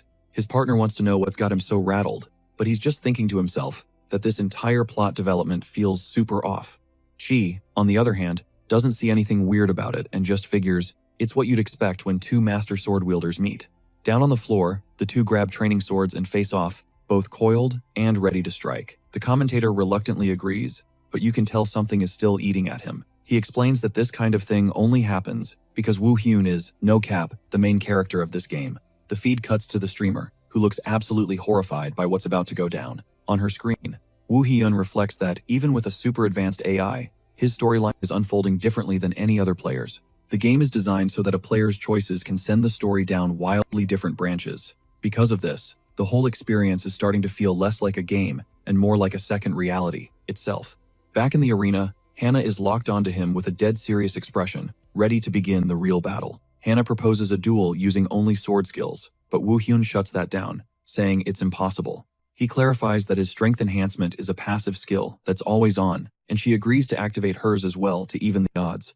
With a confident smirk, Hana braces herself as the intense fight is about to kick off. Woo Hyun cracks a slight smile of his own, showing he's more than ready for whatever she can throw at him. And on the signal, the showdown between the 2 finally, truly begins. In a flash, she lunges forward with a blindingly fast strike, which Woo Hyun manages to parry. She seamlessly flows into a powerful vertical slash, forcing our hero to backpedal, but he drops low, ducking under the blade. as it whistles just inches past his head.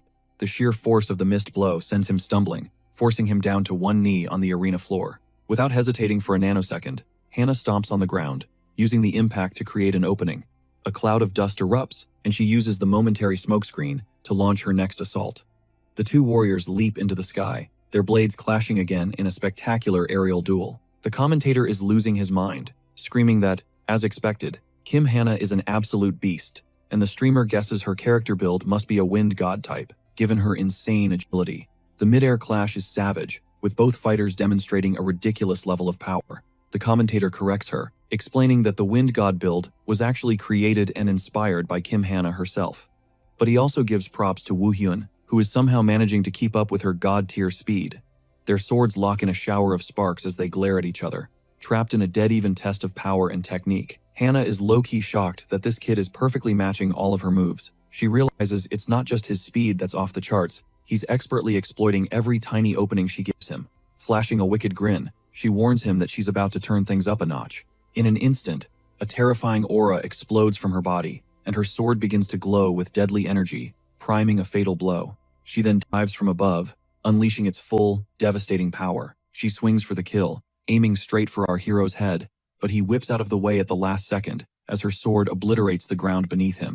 Through the settling dust, she turns to him, a slight smirk on her face, admitting she knew he'd be sharp enough to dodge through the chaos. They both step back, the air crackling with the raw energy of their clash. Hana actually congratulates him, confessing he's way more formidable than she gave him credit for. She has to know who his master was, but he just shrugs, claiming he's entirely self-taught. With the sparring match over, she gestures for him to follow her to a secret location. When they arrive, his jaw drops. Before them is an entire wall bristling with swords and axes, a true arsenal. A man steps from the shadows, explaining that this is the official armory of the Interdimensional Management Agency, and introduces himself as Kim Hyun Woo. He mentions that he got word Woo Hyun was in the market for a new weapon. Our hero confirms it, admitting his current gear lacks any special combat perks. On that note, Hyun Woo grants him full clearance to choose any weapon he desires before taking his leave. Hana tells him to take all the time he needs. She watches him intently as Woo Hyun scans the massive collection, but his initial thought is a little bit of disappointment. He feels like there are fewer top-tier weapons than he expected.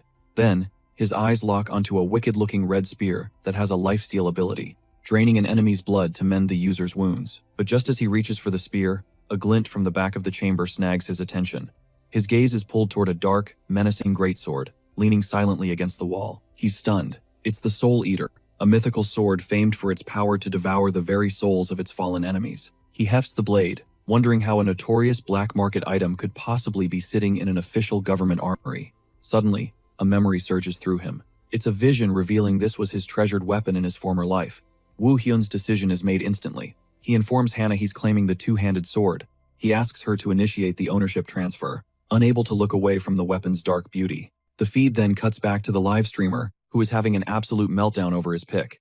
She's freaking out because, at this game stage, only 2 weapon choices should have ever been available. The commentator beside her quickly points out that this isn't the first time he's managed to acquire an unbelievably rare piece of gear. He reminds her about the Hermit's necklace, another item that shouldn't have dropped until much later.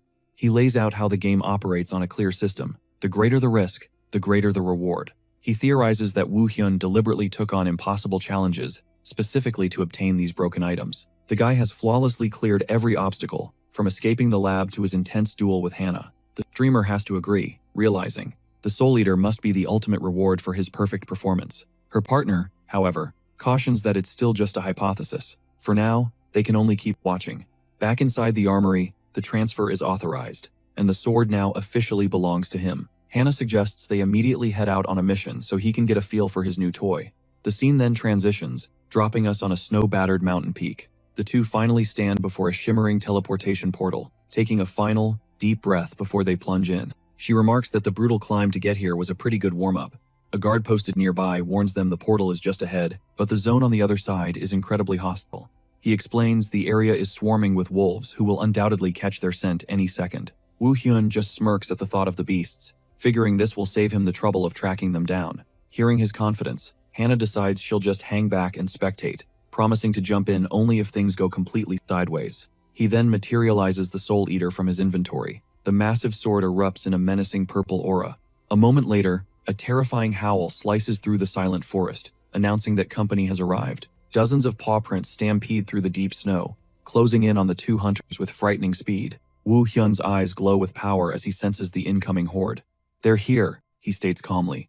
Instantly, a pack of hulking wolves bursts from the tree line, encircling the pair. They're poised to tear them apart. Without a single wasted motion, he explodes upward, coiling in midair to unleash a devastating opening attack. Our protagonist isn't holding anything back, plummeting downwards with his blade raised. With one seamless rotation, he blasts out a crescent wave of pure power that completely annihilates every wolf in sight. The system immediately alerts him that the Soul Eater's cutting power has been significantly amplified.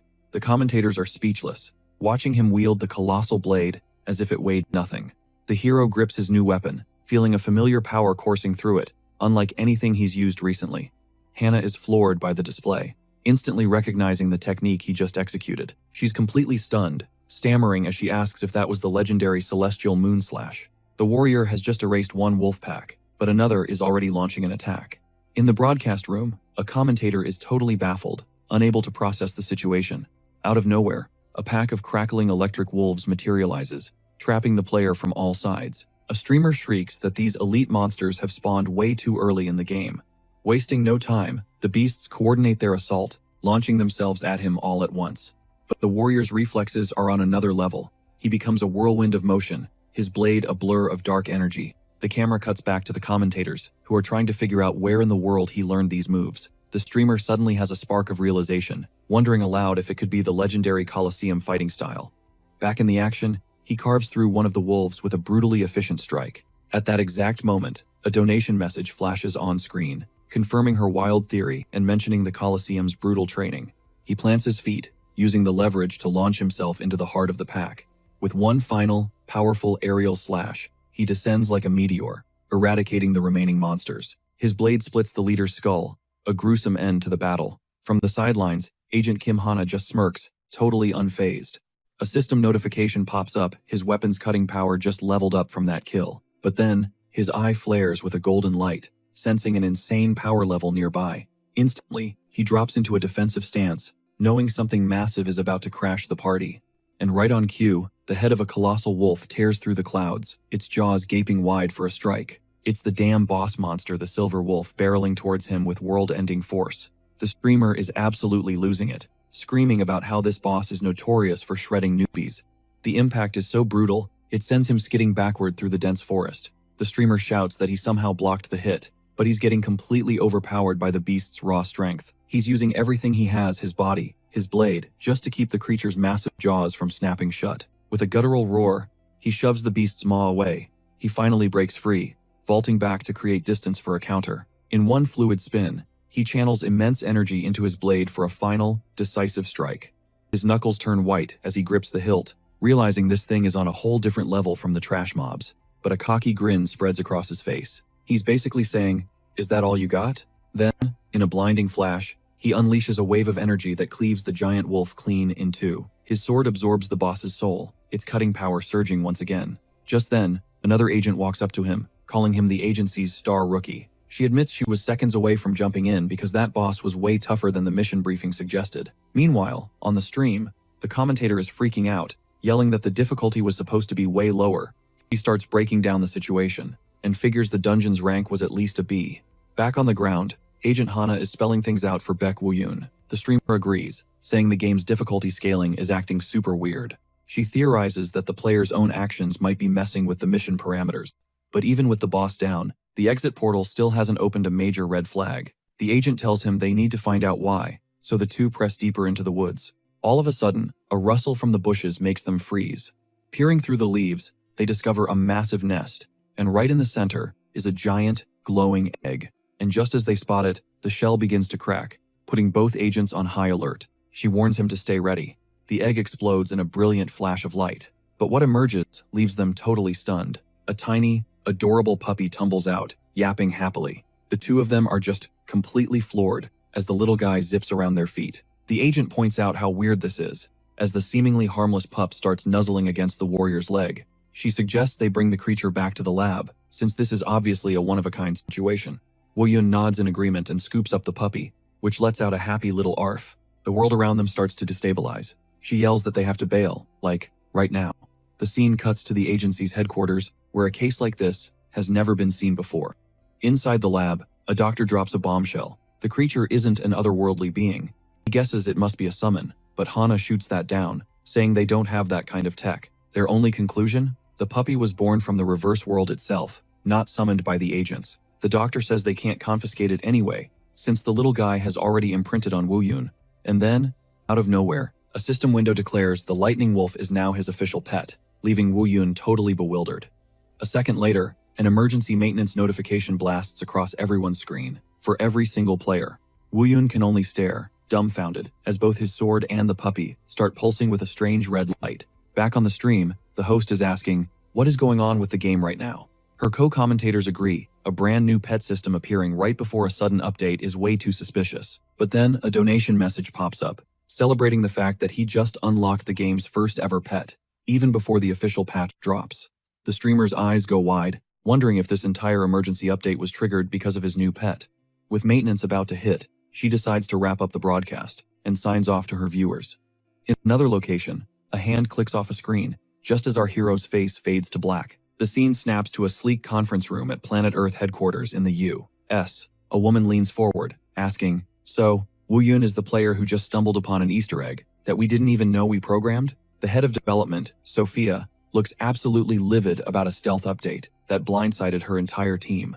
One of her staff members speaks up, saying there's only one person who could pull off something this insane. And we get a name, Isaac, the team's former genius lead who vanished without a trace. Sophia is seething. This guy just hijacks the server and pushes whatever updates he feels like, whenever he feels like it. She then pivots, asking about the god, but her team reports they still can't get it online. We then see a glimpse of the AI, a system that went dark the moment Isaac mysteriously disappeared. Wasting no more time, Sophia orders them to scour the system for any other hidden update files. "I don't care how deep you have to dig," she barks. "Find them." And one last thing, she orders them to put Wu Yun on a priority surveillance list. He's officially on their radar. Her eyes lock onto him, a fire of pure determination blazing within. She makes a silent vow. Isaac's twisted plan is going down. The scene fractures, pulling us into a digital reality. A hand constructed from raw code materializes from the digital ether. It pulses with an otherworldly glow before detonating in a shower of data and light. We cut to a cafe, where Wu Yan is mid-conversation with a girl. Suddenly, a system alert flashes across his vision, warning him that he needs to secure a trustworthy ally. And fast. The girl is buzzing with excitement over some anonymous viewer, which sends Wu Yan spiraling into deep thought. He's juggling two critical objectives. One is to eliminate a director, the other is to unlock a brand new system. To pull this off, he figures, this mystery viewer has to be connected to the system somehow. She suggests it might be an inside job, maybe a dev from the game company, but he just writes it off as a wild coincidence. She quickly pivots, dropping some hype news about the SSR Cup. This isn't just any tournament. It's the nation's most colossal PvP showdown, an event that recruits only the most legendary players. He questions why they'd want him as a coach, and she lays it out plain and simple. He's the center of the universe right now. She adds that this is his chance to flex his skills in a completely different arena. The idea gets his gears turning, so he asks if coaching means he'd have to train a disciple, and she confirms it. That's when the light bulb goes off. This is the perfect opportunity for his mission. He accepts the offer on the spot. The girl is absolutely stunned by his instant decision, but is already geeking out over the insane content this will create for the stream. She immediately whips out her phone to make it official, while his mind is locked on his need for a partner. Days later, a massive broadcast kicks off, with commentators welcoming a legion of fans. The female host then drops an absolute bombshell. The god of mechanics will be coaching in the SSR Cup. The news sends the live chat into a complete meltdown, with everyone spamming the chat, wondering why on earth he isn't competing.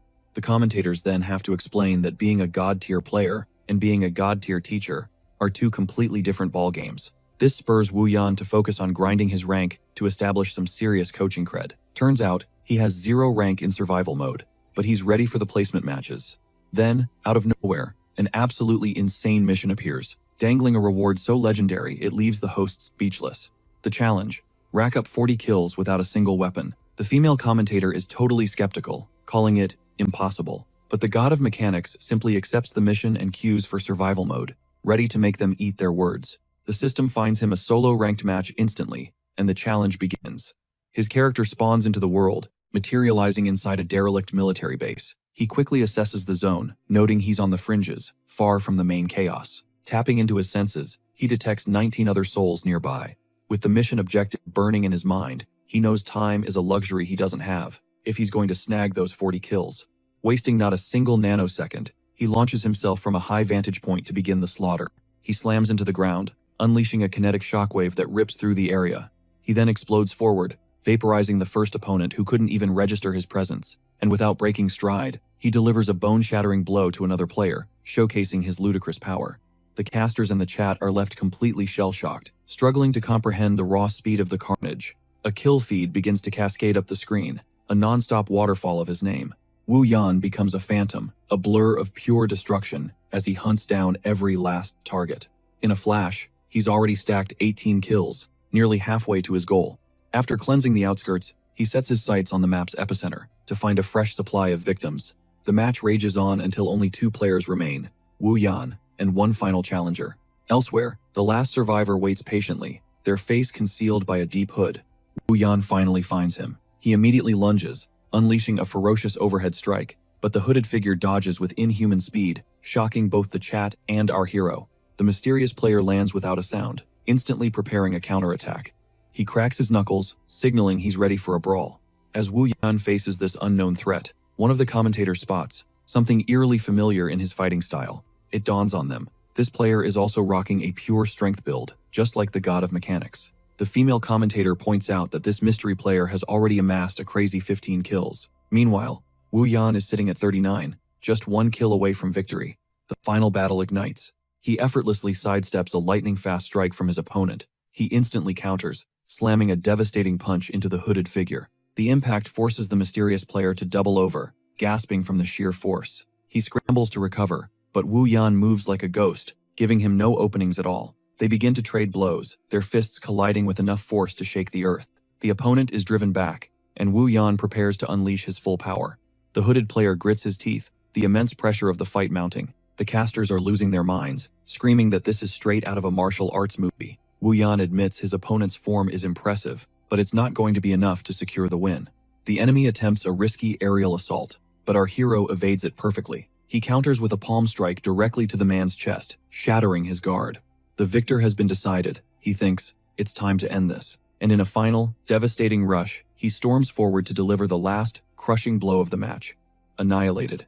This build's not my usual style, the mysterious player admits with a smirk, but I gotta say, it was a blast. Next time, though, it's for real. Wu Hyun's eyes narrow at the chilling promise, just as the enemy's form flickers and vanishes into thin air. Then, a massive system notification explodes across his vision. Game cleared. Rank 1. Kills 40. In the broadcast booth, the commentators are absolutely losing their minds. He actually did it. He cleared the impossible mission. And right on cue, a massive donation from Dus floods the screen, dropping the colossal reward that was promised. Totally hyped, the female commentator yells, "You gotta ride this wave, keep that momentum going, and climb the ladder." And that's exactly how he blazed through 96 consecutive wins, shattering his way into the master rank. The scene cuts. We see a girl scrolling through the latest game news on her phone, when her eyes lock onto a new post, an open audition to become a disciple of the god of mechanics. The streamer, young Ariam, turns to her brother, young Duwoon. "Yo, shouldn't we apply for this?" "Way ahead of you," he replies with a smug look. "Already sent mine in. Oldest gets first dibs." She groans. "No fair, you're always too fast." Turns out, the two of them are twins. Meanwhile, at the Planet Earth corporate office, Sophia is poring over data, analyzing the current situation. She's scanning a detailed report covering player Woo Hyun's recent activities, when a particular name catches her eye. Deuce. The whole thing feels incredibly suspicious. A few days later, a massive stadium is buzzing with energy, completely decked out and ready for the broadcast to begin. For his grand entrance, Woo Hyun shows off his brand new pet, an impossibly cute, level 1 lightning wolf. Its skills are pretty standard, and a commentator remarks that it doesn't seem all that special. Over his earpiece, Neon informs him she's already locked in the finalists for his audition. Just then, another commentator shouts across the studio, "Hey, we're about to go live." She urges him to get ready, so Woo Hyun makes the call to send his new companion back home for now. The tiny pup lets out a sad little yip, its eyes begging not to go. He's momentarily stunned by the creature's cuteness overload, but he shakes it off. Stepping up to the terminal, he prepares to launch the main audition event. But suddenly, piercing emergency alarms blare through the stadium. His communicator vibrates violently. He snatches his phone and sees an urgent alert flashing on the screen. It's from the Dimensional Administration Agency. One after another, alerts start flooding in, reporting coordinated attacks in cities all across the nation. The commentators are in total shock as a full-scale invasion unfolds live on air. The system explains this is a reverse attack, a phenomenon where monsters from another dimension invade Earth. A brand new mission instantly appears for Woo Hyun. Is the dimensional war actually getting worse? He wonders. Out of nowhere, Agent Kim Hannah sprints towards him, beaming. "Hey there, rookie. I've already got a vehicle prepped for us," she says, barely catching her breath. "We need to move, fast." The scene transitions, and the two of them arrive at a national park. This is the site of one of the reported attacks. As they move in, they find nothing but goblin corpses scattered everywhere. They were too late. "Looks like other agents got here first and cleaned up," she observes. Hannah then suggests, "Let's split up. We can cover more ground that way." He gives a sharp nod. With the plan set, she gives a quick wave and sprints off in another direction to provide backup. Now alone, his eyes gleam with focus as he decides which area to investigate first. Elsewhere, a desperate voice screams, "Stay away from me!" A defenseless girl is being hunted by a pack of feral goblins, but suddenly, a chained weapon whistles through the air, hurtling toward the monsters. The blade smashes into a goblin's head, and the creature lets out a gut-wrenching scream from the brutal impact. Woo Hyun then yanks the chain, effortlessly dragging the creature through the air. He swings the goblin's body like a club to shield the terrified civilian, but in the chaos, another goblin leaps from the shadows. It lunges for a surprise attack, but with a single, brutal swing of his weapon, Woo Hyun wipes out every last one of the remaining goblins. With the area secured, he calmly identifies himself as an agent and points her to a safe exit path. The girl stammers her thanks and flees, leaving him alone in the forest clearing. He knows he still needs to hunt down the leader of this horde. He needs to find it before more monsters show up. And right on cue, a massive hobgoblin emerges from the trees behind him, swinging for a fatal blow. Woo Hyun reacts instantly, spinning around to block the strike with enough force to send the monster stumbling backward. Wasting no time, he launches his weapon straight at the boss to end the fight, but the hobgoblin skillfully parries the attack. This one is on a whole different level. Woo Hyun is shocked, but his attention is suddenly snagged by another mysterious silhouette, lurking behind the beast. Taking advantage of the distraction, the hobgoblin charges forward, forcing him to dodge and retreat from the relentless assault. The live stream chat is exploding with confusion, wondering why the god of mechanics is suddenly on the defensive. The commentators notice his eyes are locked elsewhere. He isn't even looking at his enemy. While blocking another strike, he calls out to the observer, "You're not just going to stand there and watch, are you?" He then explodes forward, charging directly at the monster. Playtime is officially over, but abruptly, the hobgoblin freezes, its finger pointing in terror at something behind Woo Hyun.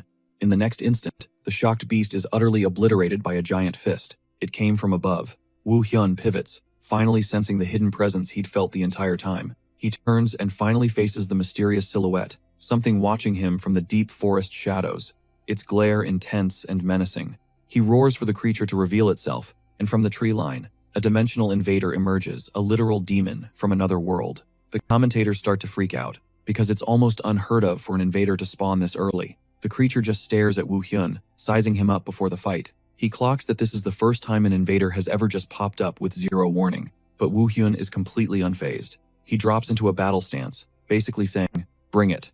The two lock eyes, bracing for the chaos to come. Without a second's hesitation, Woo Hyun explodes forward, charging the new enemy. With every ounce of power he has, their first clash unleashes a devastating shockwave of raw energy. But the demon tanks the hit, flaring up with a golden aura and an even scarier level of power. Woo Hyun doesn't even flinch, and hammers a heavy blow right across the purple monster's face.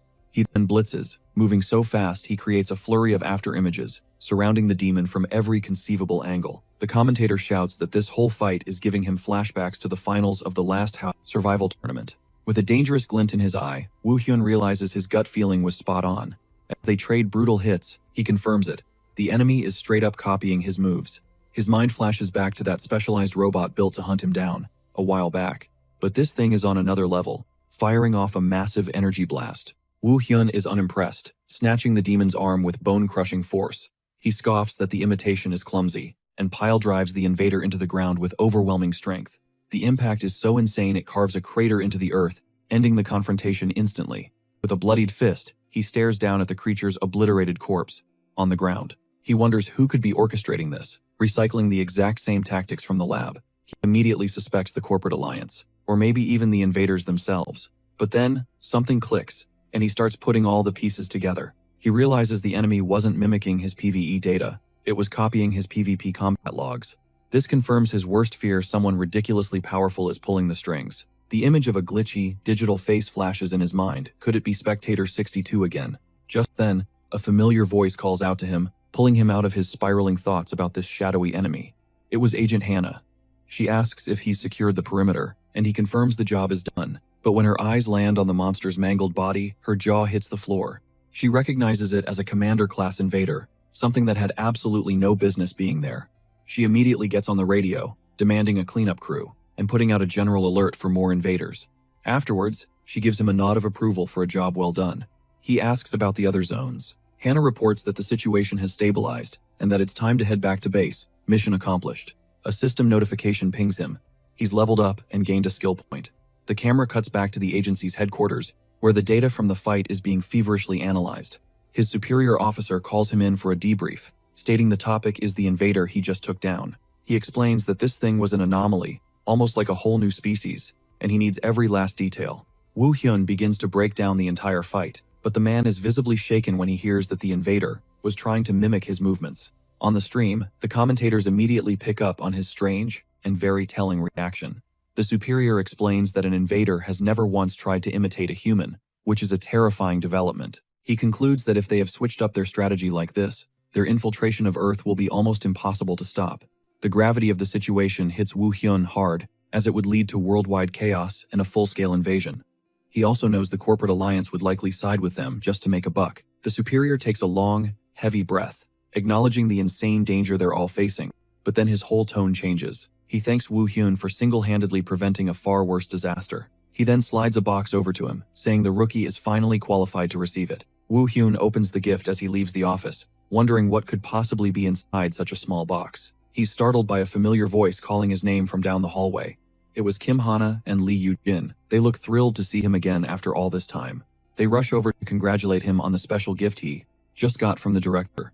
Inside the box is an official agent's badge, a rite of passage for everyone who gets promoted. Yoo-jin says that his mentor really should be doing this, but she'll do the honors instead. Carefully, she pins the shining new badge onto the collar of Woo Hyun's uniform. They both sincerely congratulate him on becoming an official agent. He thanks them, and then Yoo-jin tells him there's a critically important perk he needs to know about. He's been granted solo operation authority, which lets him act independently, without all the usual bureaucratic delays. Hana complains that he got it so fast, joking that she had to get seriously banged up to earn that privilege. They both look a little awkward, but they understand that the circumstances behind his promotion were deadly serious. Yoo-jin tells him not to think twice about calling them for help, even with his new authority. Back on the stream, the host cuts in and immediately asks him what his next move is. The stream opens with a major announcement flashing across the screen. Woo Hyun is holding a public audition. He's looking for a disciple, and the entire event has a flashy title to match: the new nuclear superstar. She confirms that a ridiculous number of people applied, and the selection process is already down to the wire. Flashing a thumbs up, she tells the audience to stick around for the explosive finale. Cut to backstage, where the finalists are anxiously waiting, including our two twin siblings. The air is crackling with tension. The twins exchange a nervous look, completely clueless about what kind of insane competition they're about to face. Dawoon glances around, taking in the diverse lineup of finalists. It's a wild mix, from a famous YouTuber to a complete rookie. Then his eyes land on some jacked-up streamer, and he can't help but wonder why a guy like that even got an invite. Right on cue, the camera pans to the musclehead, who lets out a smug scoff, muttering that this so-called god is probably all hype. Dawoon guesses they brought the guy on just to make an example of him, but his sister isn't so convinced. Turns out, Neon was the one who personally approved his application, and in that moment, she just knows this guy is going to be a massive headache. The production crew shatters the tension, starting the final countdown for the live broadcast. The hosts welcome the viewers, introducing themselves before the main event. They explain the whole audition is being held in an open-air studio, just to handle the massive crowd. And with no more delay, they summon the star of the show, the god of mechanics himself. Bathed in a brilliant aura, Baek Woo-hyun materializes on stage and gives a formal introduction. The contestants are completely starstruck by his presence, unable to process what they're seeing with their own eyes. But his expression remains dead serious, locked on the day's objective.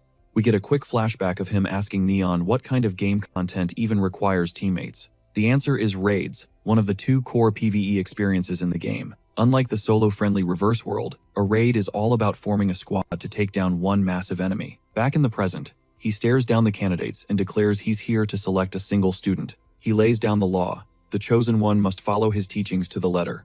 Anyone lacking confidence can leave right now. He also makes it crystal clear that anyone who disobeys his instructions will be kicked out on the spot, but he follows it with a huge promise.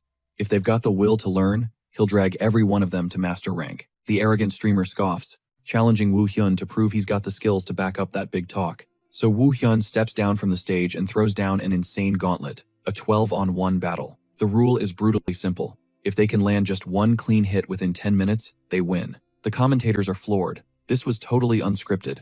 One of the other contestants sees this as a golden opportunity. A single blow guarantees a pass. But knowing it's an impossible task without a handicap, Woo Hyun draws a small circle around himself. He vows not to step out of that tiny space and even promises not to attack first.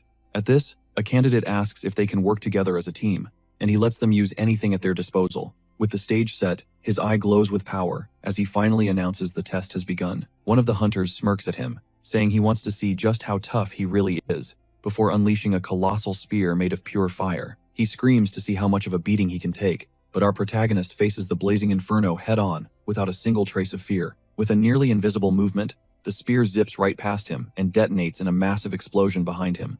The hunter is completely stunned. He can't wrap his head around how he dodged that attack so easily. Then, with an air of total superiority, Woo Hyun warns them that his time is valuable, and he tells all of them to just attack him at once. The other hunters trade glances, then begin to swarm him, preparing to attack from every direction. They all charge in unison, unleashing a furious storm of attacks from all sides.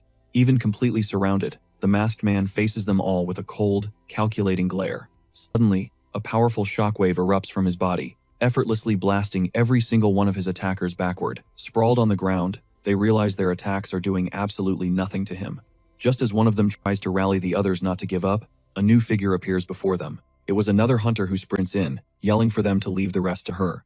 Without a moment's hesitation, the girl blitzes toward her target with unbelievable speed. She launches a two-pronged attack, aiming for his head and feet at the same time, but he blocks both strikes in one fluid motion, leaving the girl impressed by his ironclad defense. Without any ceremony, he hurls both of them away with ridiculous strength. Caught completely off guard, they both crash to the ground, totally dazed.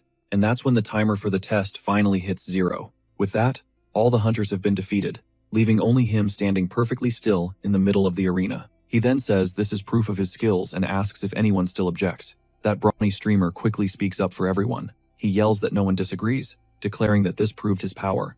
But now he has to prove he's a good teacher, too. The scene changes back to the main stage, where Neon announces that the show Nuclear Superstar is about to kick off. The masked man finishes her sentence, confirming the competition is starting with a dead serious look. Then the commentator Seong Chul asks Neon what the disciples' first mission will be. She explains it's a straightforward challenge. Hold a 150-kilogram barbell for 3 whole minutes. Song Chul adds that this particular mission build is designed to massively boost a player's strength and stamina. To prove it, Neon projects a holographic image of her and her partner acing the challenge. She then invites the participants to the stage and asks if anyone has any questions about the task. Instantly, 2 of the hunters shoot their hands up, eager to know all the rules for the mission. Seong Chul lays it down plain and simple. The score is all about speed. Being fast gives you a serious advantage. And with that, Nayeon drops a bomb. The bottom 4 contestants are getting cut.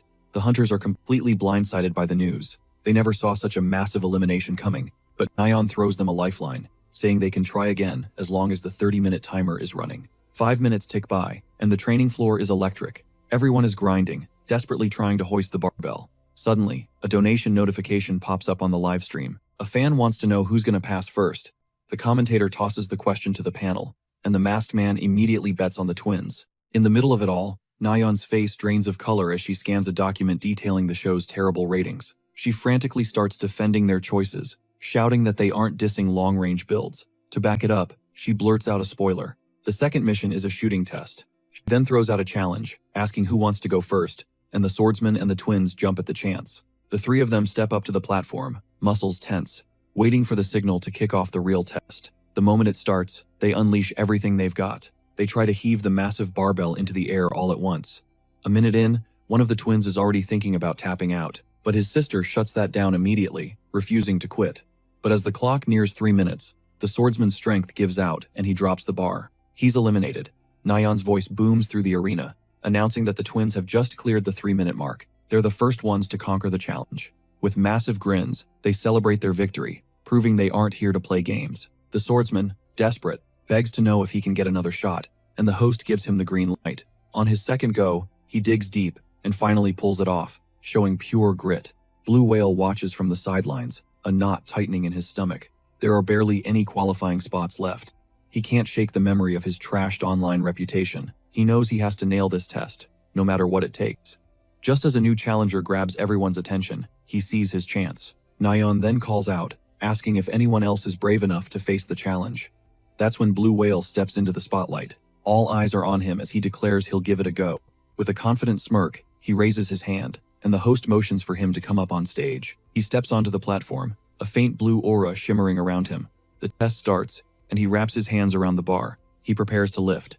In a single, explosive movement, he hoists the weight with shocking power, making it look completely effortless. Flashing a smug grin, he boasts about cruising past the 2-minute mark on his very first attempt. But the masked man is watching from the side, and his eyes are narrowed with suspicion. As the timer hits 3 minutes, he lets the bar crash to the floor, completing the mission without breaking a sweat. But just as Nyan starts to congratulate him, the masked man cuts in, telling him to hold on a second.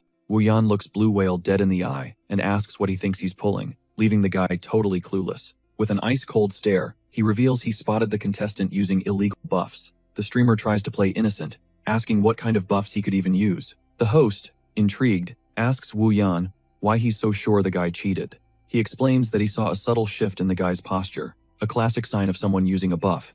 She asks if he's positive, but Wuyan is dead certain. He has zero doubts. He then challenges Blue Whale to prove him wrong by showing his buff system. Blue Whale just glares back, fuming.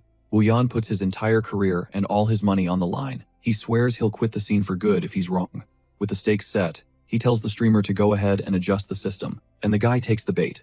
Annoyed, he starts fiddling with the system but then complains that it's bugging out because of lag.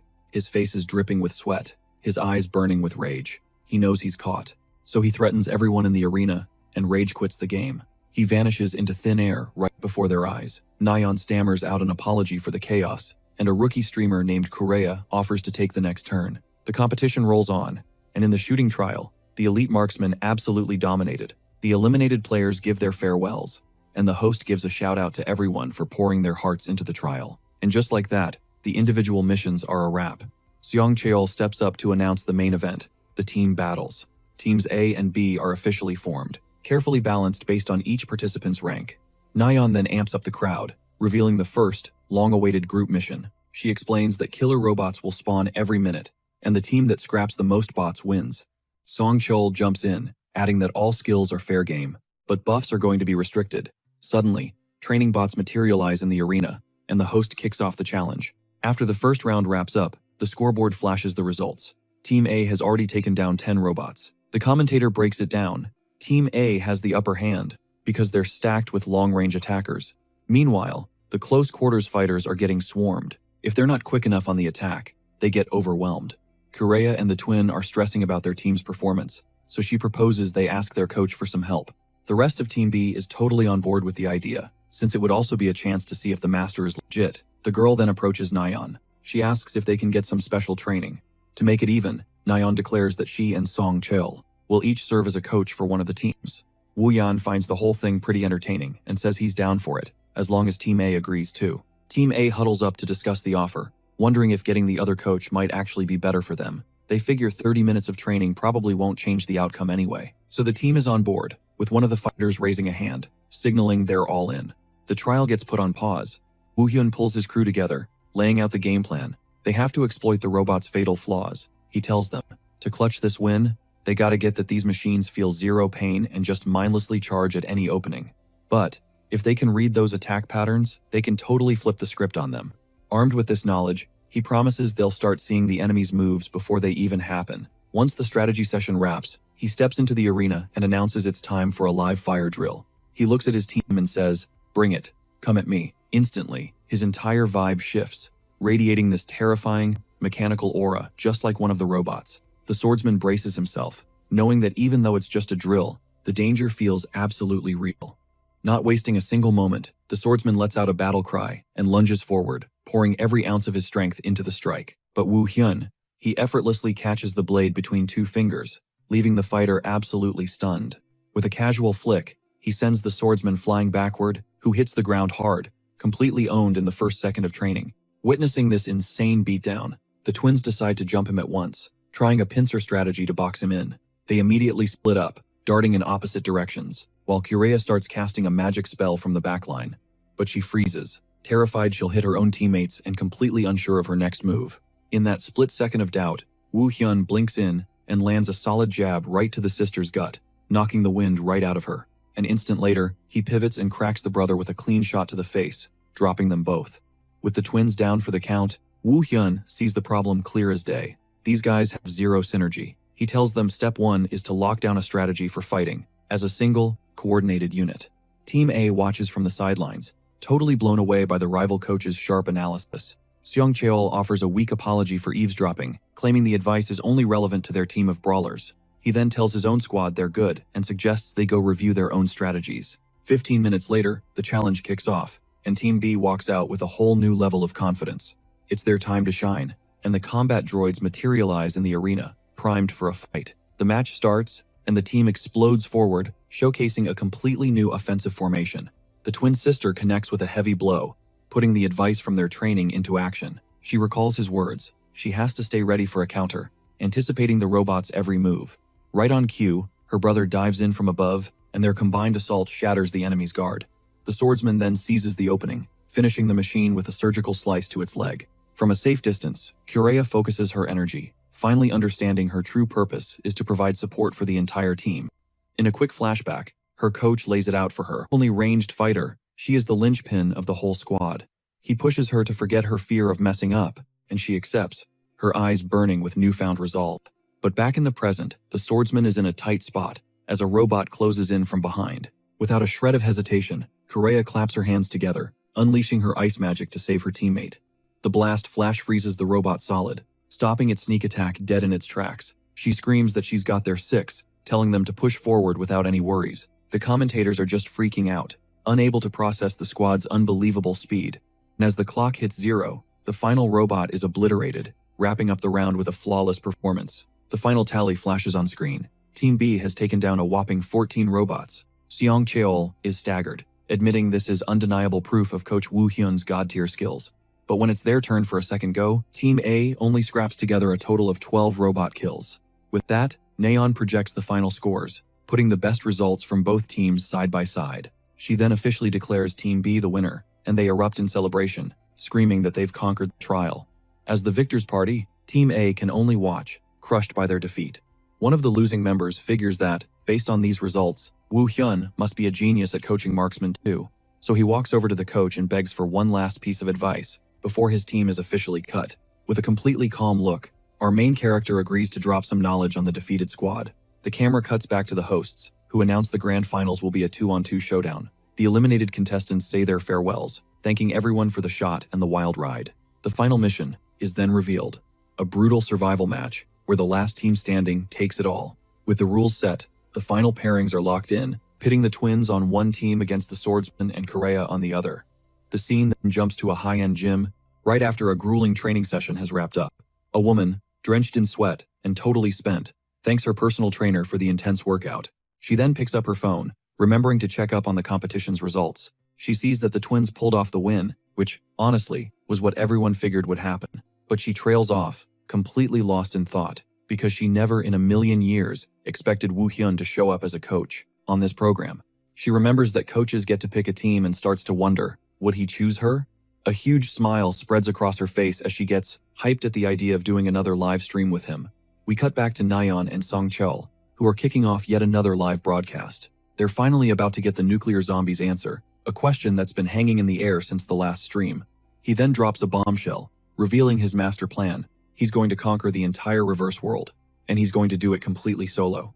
Kim Hana just nods, saying that with his insane level of skill, that's probably not even a challenge for him. But just then, Lee Yujin cuts in with a message for him, telling him to check his phone. Over in the garage, a lone phone vibrates to life, and he sees the alert he's been waiting for. It's a text from Yujin, a chilling reminder of the thugs who ambushed them earlier. She drops a bombshell. Those men were targeting him specifically, and there's a serious chance they're coming back for round 2. But her message continues, promising they won't make a move until they're fully prepared. The text concludes with a cryptic list of worlds, sending our protagonist spiraling into a vortex of thought. Back on the live stream, Neon points out the obvious: this is basically a declaration of another attack. As he pulls up to the designated coordinates, a shadowy voice calls out to Woo Hyun the moment his foot hits the pavement.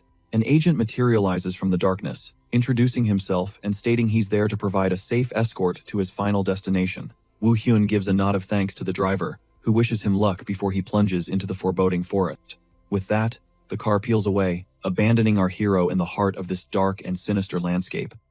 Woo Hyun emerges into a clearing, only to be confronted by a shimmering, otherworldly portal hanging in midair. He scans the security protocols, but a sudden chill runs down his spine as he realizes the devastating truth. He's completely surrounded.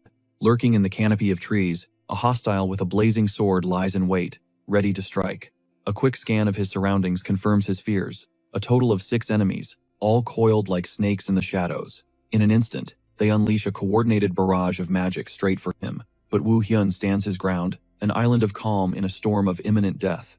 One of the assassins lunges from the chaos, spear first, aiming to run him through, but Woo Hyun explodes into motion, leaping and weaving through the onslaught of spells, already lining up a counterattack on a mage. He closes the distance in a heartbeat, cocking back his fist for a brutal shot to the face, but another goon dives in, taking the full force of the blow to shield his comrade. Woo Hyun lands gracefully, poised for the battle to come.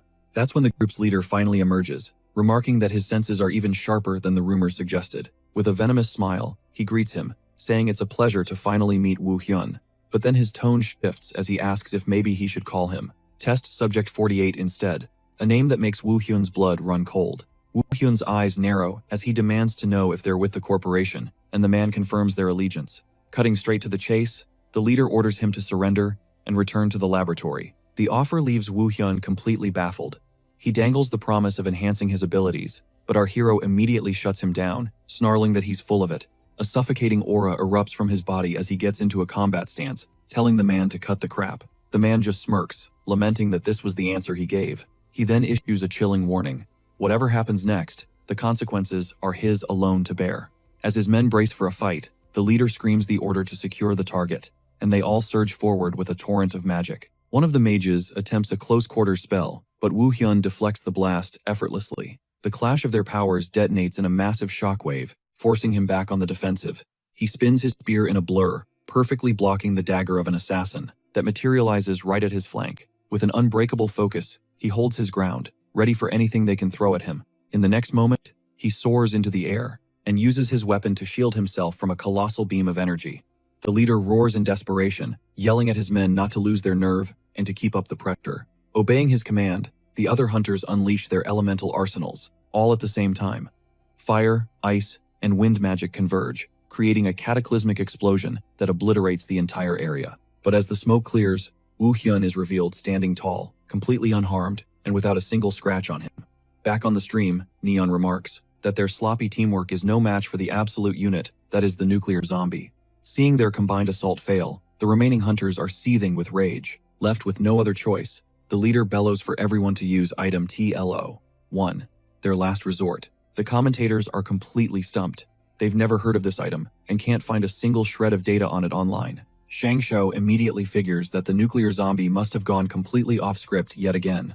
The leader clutches a strange, pulsating pill, warning Woo Hyun that he's about to feel a world of regret.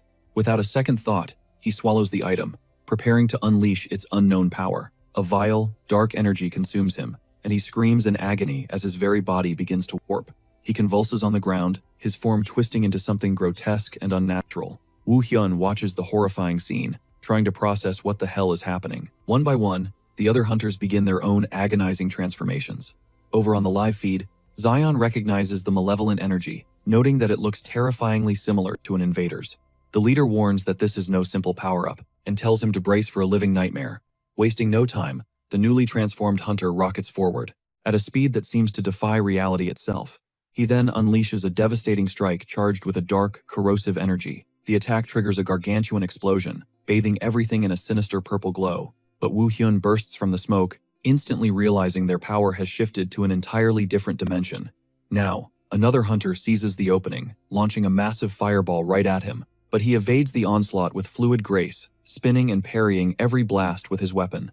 With swift, economical movements, he flawlessly defends against the raging inferno. Just then, another enemy descends from the sky above. A colossal slash of green energy rips through the air, detonating on impact as Neon, watching the live stream, realizes something is seriously off. He slams his foot down, analyzing the bizarre new way his enemies are fighting. That's when it clicks. These hunters are being controlled like puppets. He knows he has to shut this down, and fast, so he can get to the bottom of what's really going on.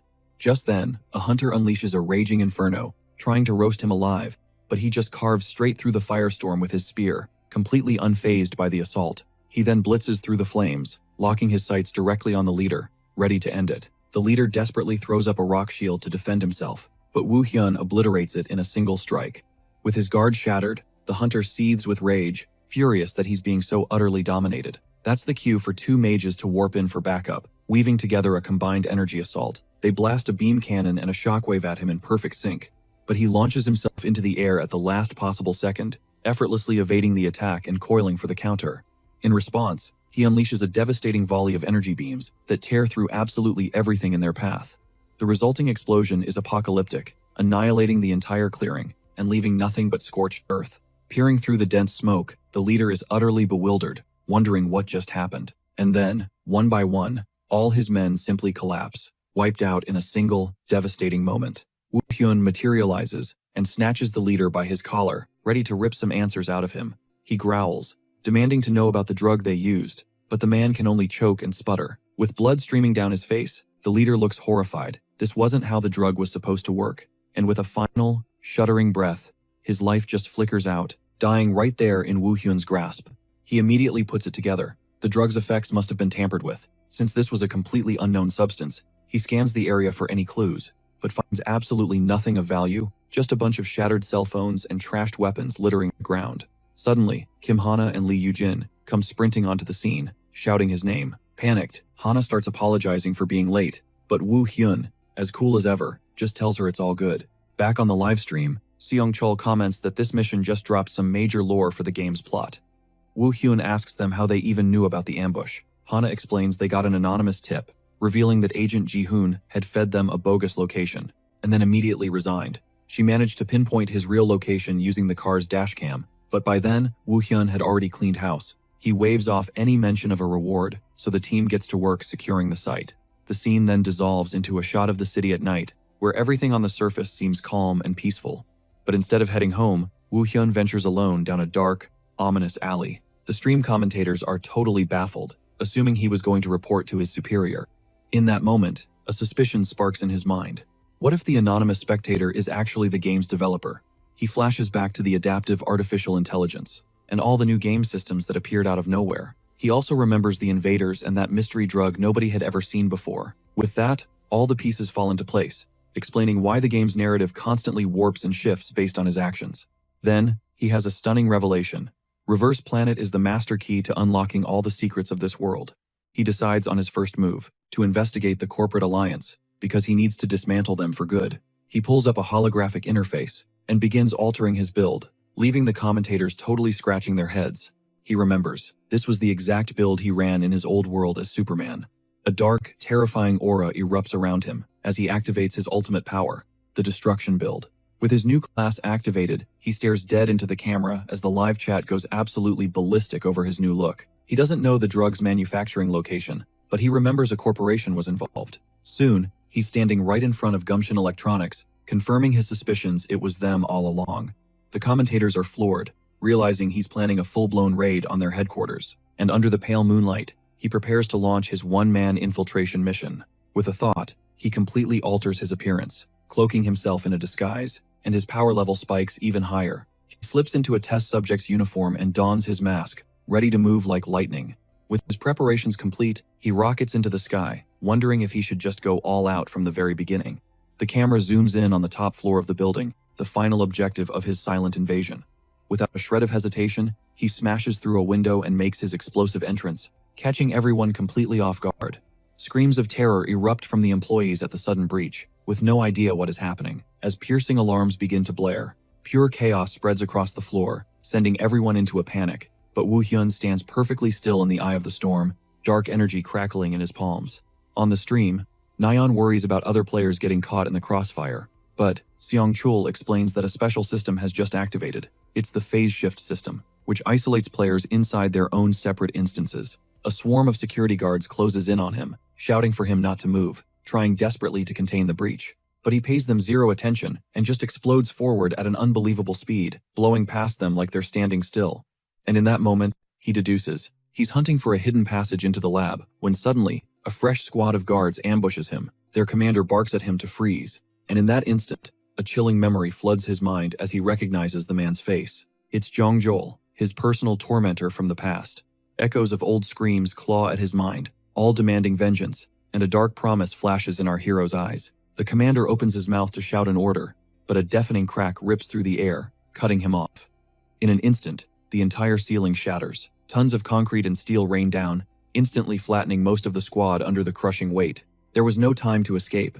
The few who survived are left completely shell-shocked, unable to grasp how the ceiling could have just collapsed. And in that moment, we see exactly why they call Baek Woo-hyun destruction. With a gaze of pure ice, he unleashes the raw, overwhelming power that defines him. He is the living embodiment of his title. The commander's blood runs cold. He realizes he's not fighting some random intruder, he's up against a true monster. In a desperate panic, he screams at his remaining men to attack, as he conjures and unleashes a lethal spear of pure shadow. The weapon hurtles straight for Woo-hyun, but he doesn't even flinch. He just casually raises a hand, a brilliant azure energy flaring to life to intercept the deadly projectile. His raw power not only halts its momentum, but completely disintegrates the spear into nothingness. It's just absolute domination. The resulting shockwave blasts the commander off his feet, his mind reeling in disbelief at how his ultimate attack was just swatted away.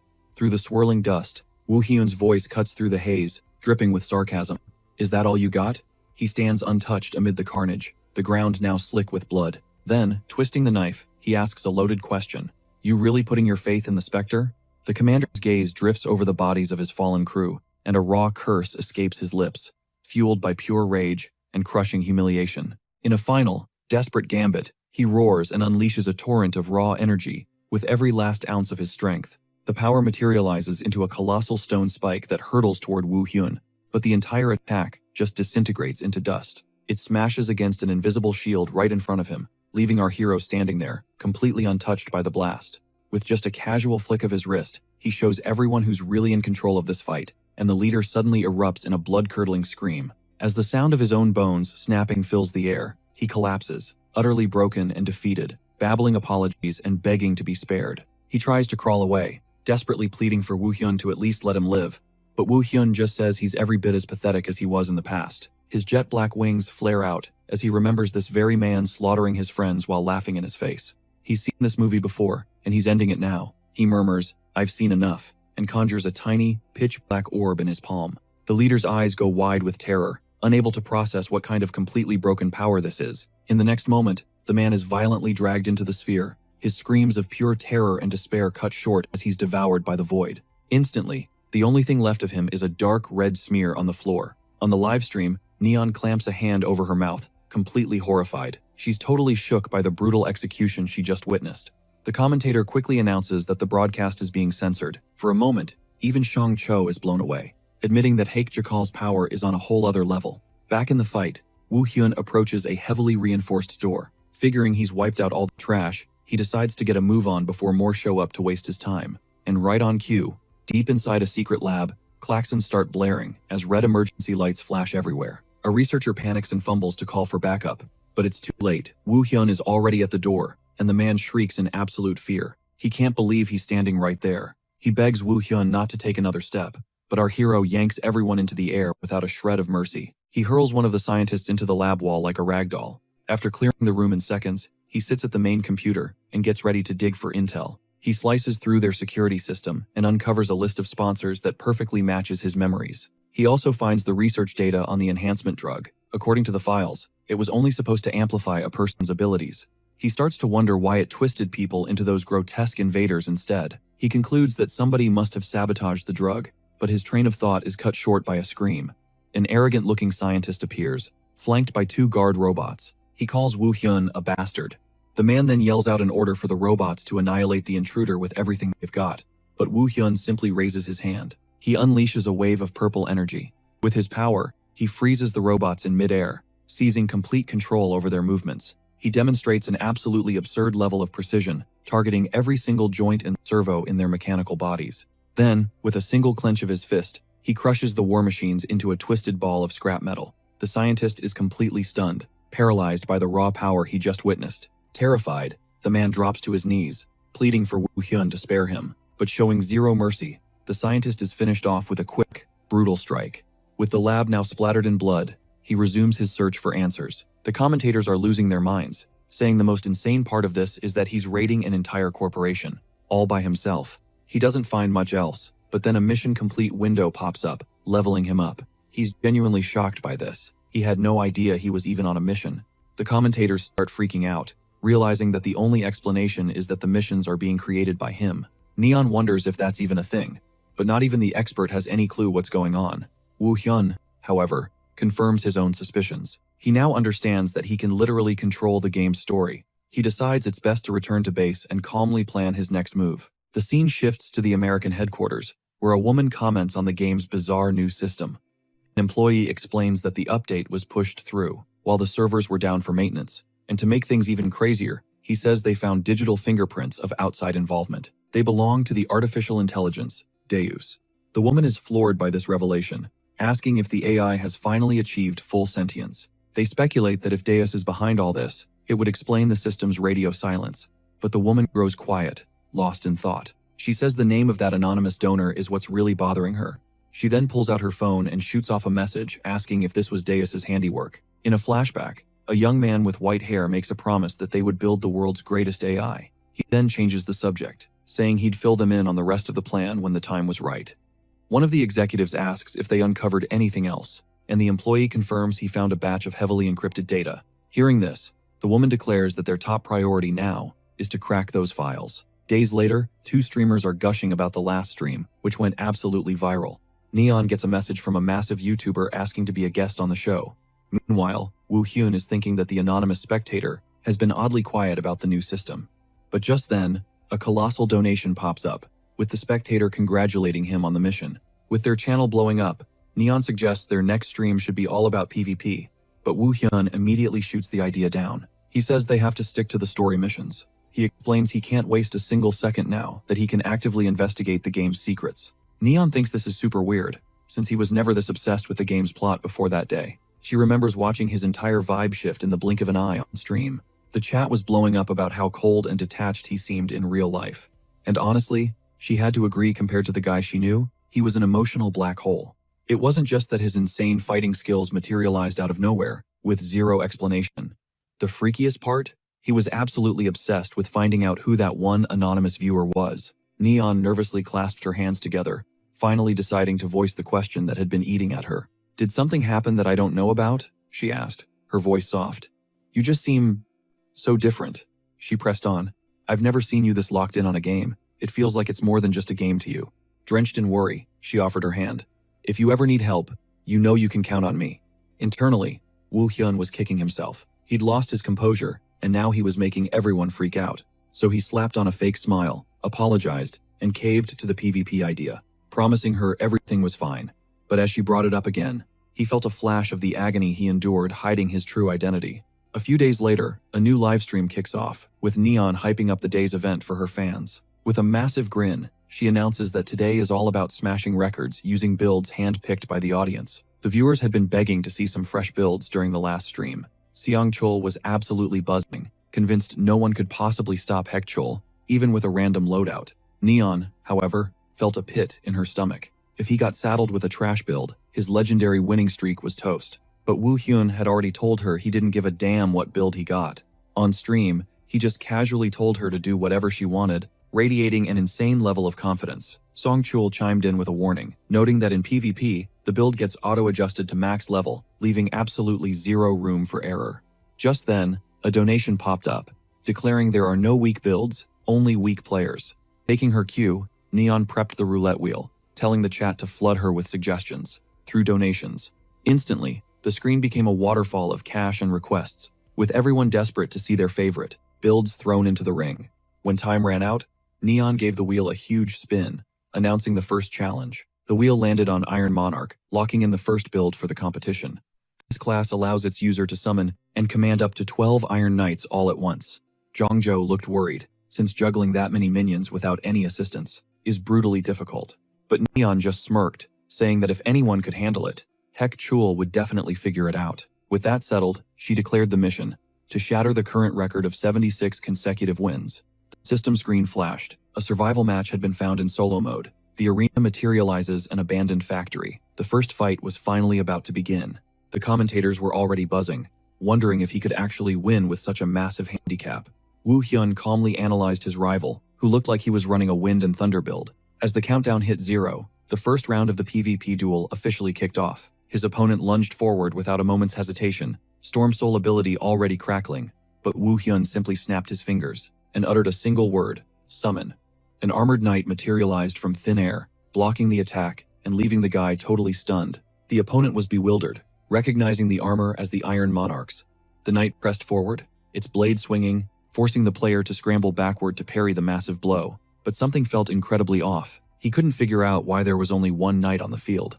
On the stream, the casters were speculating that he might have poured all his power into a single, supercharged minion. The player rushed in, thinking that, if it was just one knight, the fight was as good as won.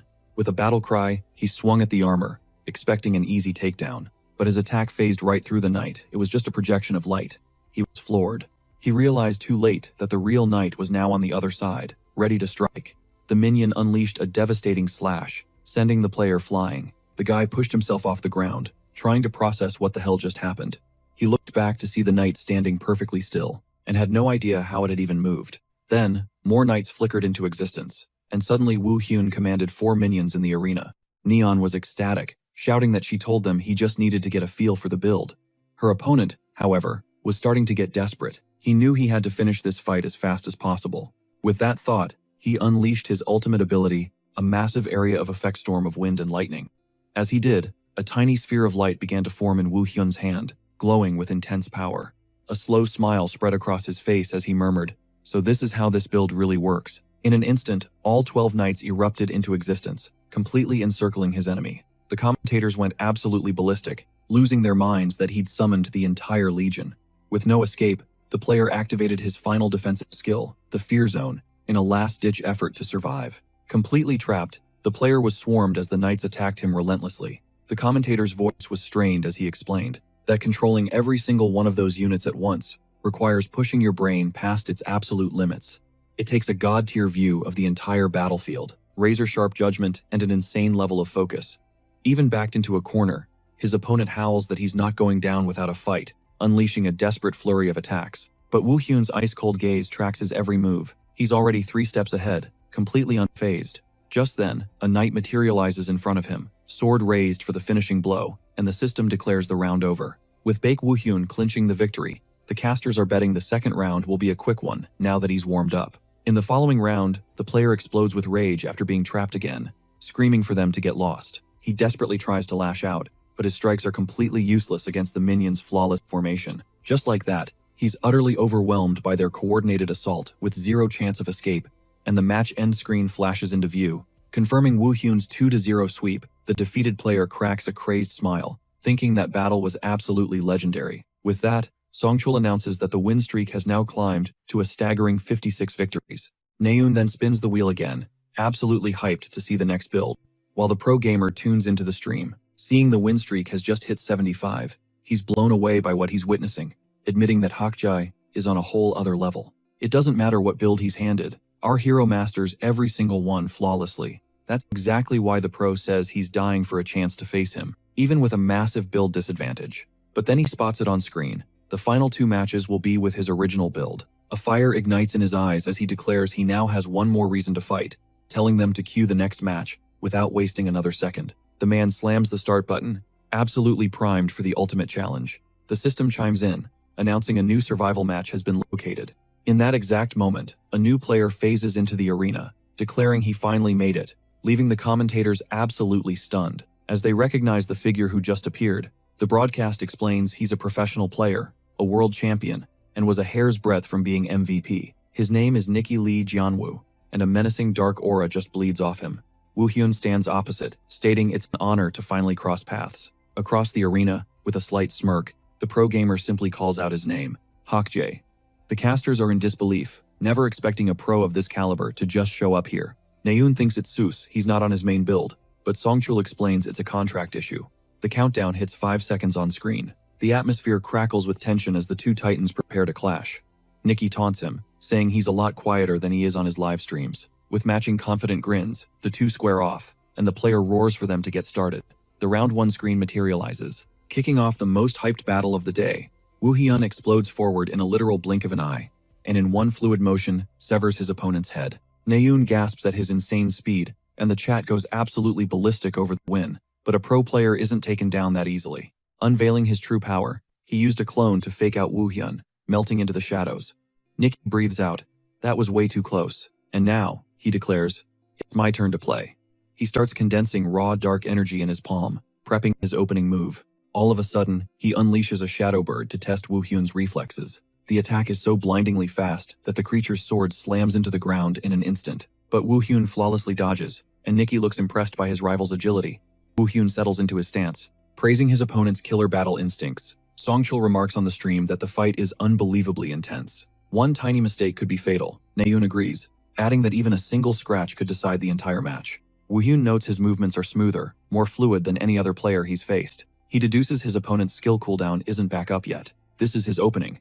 The narration booms that they're about to clash again, cranking the tension of the fight to the max. So Woo Hyun surges forward, dead set on ending this before his enemy can recover, and he goes for the killing blow. But Nikki manages to throw up his wings to block it at the very last microsecond.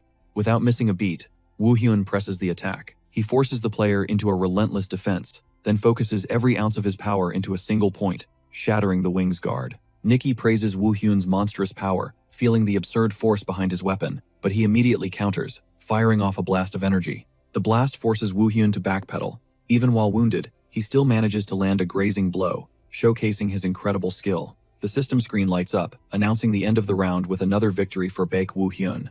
Songchul admits he was expecting a drawn-out battle, but this just goes to show how overwhelmingly strong he truly is.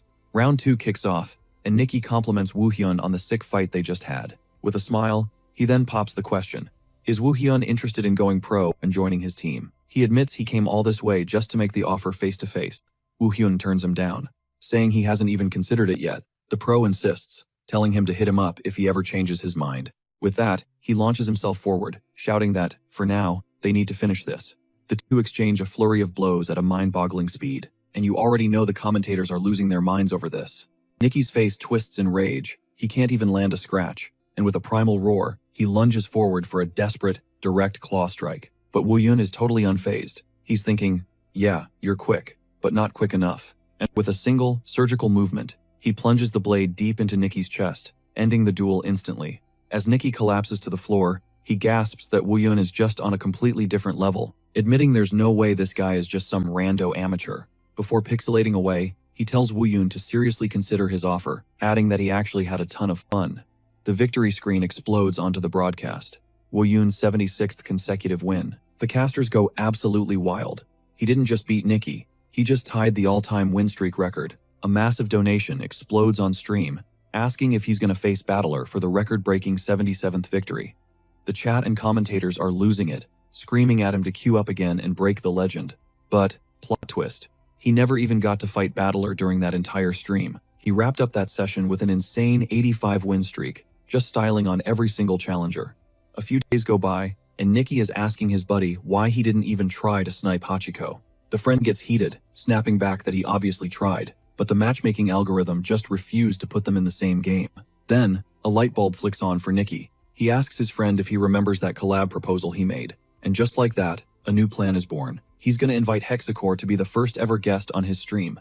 But his friend is skeptical, pointing out Woo Hyun clearly has zero interest in the pro scene. Nikki isn't worried though.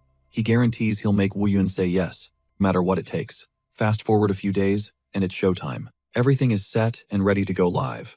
Neon announces that, thanks to a new system update, they're handing Woo Hyun the reins and letting him take full control. The moment he jacks in, his avatar's outfit shifts into a sleek, light blue protective suit. The commentators are totally baffled.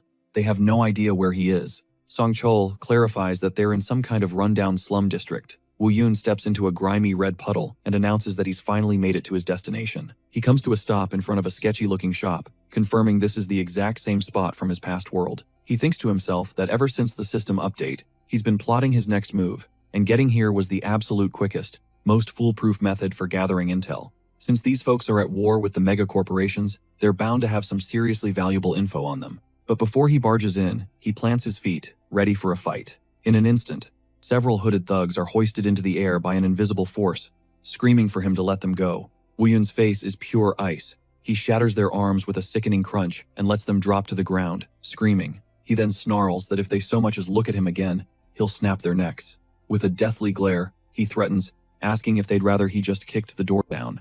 As he powers up to strike, a mysterious voice from inside tells him to wait just a moment. A woman swings the door open, remarking on his impatience before gesturing for him to come in.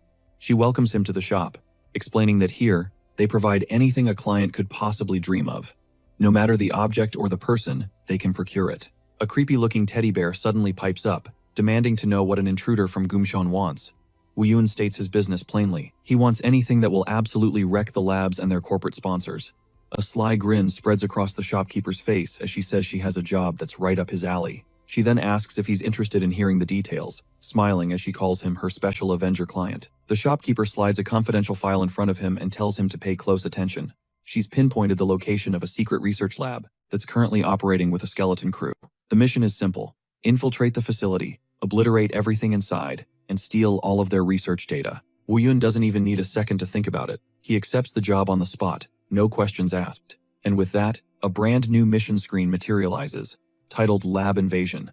The commentators are floored once again, unable to process how a new mission just generated, completely out of thin air. A donation flies in, with a viewer pointing out that this looks like a genuine, undiscovered questline. Neon starts wondering if Wu Yun just unlocked a secret third-story route, aside from the two main ones everyone knows.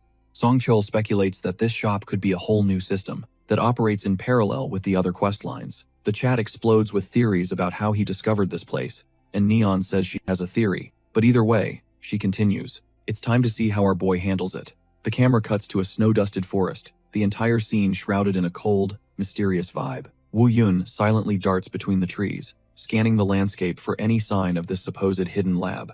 He unleashes a concentrated beam of raw energy, blasting open a secret passage concealed in the ground. He hovers in the air above it, and finally spots the enemy base sprawling out beneath him. A flood of traumatic memories from his past hits him, and he swears to himself that he will eradicate every last one of them. In a single, fluid motion, he dives straight into the lab, his energy exploding outward like a shockwave. The guards at the entrance are blasted off their feet before they even know what's happening. One of the soldiers screams in agony, crushed by the overwhelming force that just slammed him against a reinforced wall. At that exact moment, alarms start blaring as Wu Yun turns to confront the rest of the lab's security forces. The narration points out that he's being flooded with offers from professional teams, but he clearly couldn't care less. He roars for them all to freeze, as a squad of guards rushes in and forms up. One of the squad leaders barks an order to stop him, but gets cut off before he can even finish the word. In the blink of an eye, Wu Yun flashes past him, and the soldier realizes this guy is on another level. Panicking, he screams for all units to activate their new gear, the TL-02. Wu Hyun whips around, trying to figure out what the hell this new drug is. It's nothing he's ever seen before. Over on the stream, the commentators are absolutely losing their minds. The plot is thickening, and Seong Cheol speculates that it might be a twisted version of that other pill. Without a second thought, the guards down the drug, and their bodies immediately start convulsing on the floor in pure agony. And just like that, their flesh twists and bone cracks as they morph into those invaders right before his eyes. Nayeon is freaking out. Hak Jikal has never been this outnumbered. The newly transformed leader lets out a blood-curdling scream, ordering his men to charge with everything they've got down the cramped hallway. This horde of monstrosities surges forward like an unstoppable tide, closing in on Wu Hyun. They shriek and lunge, and the commentator is sure he's about to be torn to shreds. But Seong Chol is totally hyped, screaming that Wu Hyun's skills are next level. Just then, a brand new mission flashes on the screen. It's from Anonymous Spectator 62. The pop-up tells Wu Hyun he's got a new quest: investigate the TL series drugs. He thinks it's sus. If the Spectator was really the one behind this chaos, why would he assign a mission to look into it? It makes him think there's another player in the game, more than just his mysterious benefactor. Sprawled on the floor, the original leader gasps, completely bewildered by what's happening. Wu Hyun decides right then and there to get to the bottom of this himself. At the far end of the hall, a heavy vault door hisses open. It reveals a hidden corridor. He steps inside, finding what looks like a long-forgotten and totally trashed experiment room. Lining the walls are jars filled with human organs, painting a gruesome picture of what went down here. In the reflection of his eye, a single torture chair sits in the dead center of the room. And just like that, memories of his past come flooding back. He sees his friends, chained and broken, pleading with him to be the one who makes it out alive. A girl, her face a mask of blood, sobs and apologizes, the light completely gone from her eyes. The ghosts of his past scream in his mind, begging him to get revenge for them, to finally put an end to this nightmare. A faint glow envelops his hand. He whispers a promise that they'll finally rest in peace. Then, he summons a black hole, and Seong-chul instantly recognizes the devastating technique from before. The scientists start panicking, having no clue what this swirling sphere of pure darkness is. The black hole begins to expand. It violently sucks in everything and everyone unlucky enough to be inside the lab. One of the researchers lets out a final, desperate scream for his life before he's completely erased. The vortex of energy atomizes him, leaving not even a shadow behind. And once again, the stream commentators have to announce that the feed is being censored for everyone's safety. Seong-chul is blown away by his power to literally manifest an artificial black hole. Nayeon is just stunned, wondering how anyone could possibly fight against something so utterly destructive. Woo-hyun lets out a long breath, seeing the facility is now nothing but rubble. He turns, his jaw set. There's only one thing left to do. A little while later, he's in the server room, hacking into the mainframe just as planned. He pulls up the data and sees the exact same thing the drug is officially listed as a simple stimulant. With that, he's 100% certain someone is messing with the formula, but he has no idea who. And based on everything, it can't be anonymous spectator. Not after giving him that mission. He's lost in thought, wondering if some other entity is meddling with this world, someone other than him.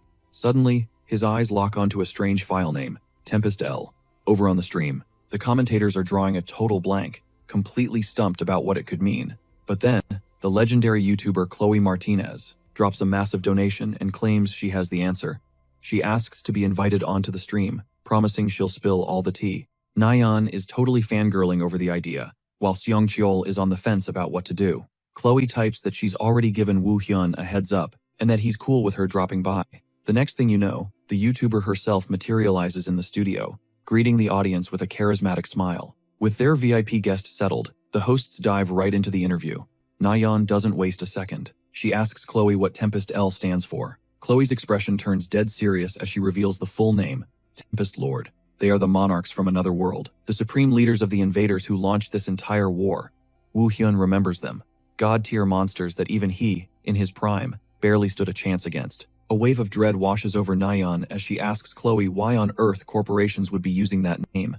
And with a grim look, Chloe confirms her worst fears. They all come to a single, horrifying conclusion. The labs and the other world have forged an unholy pact.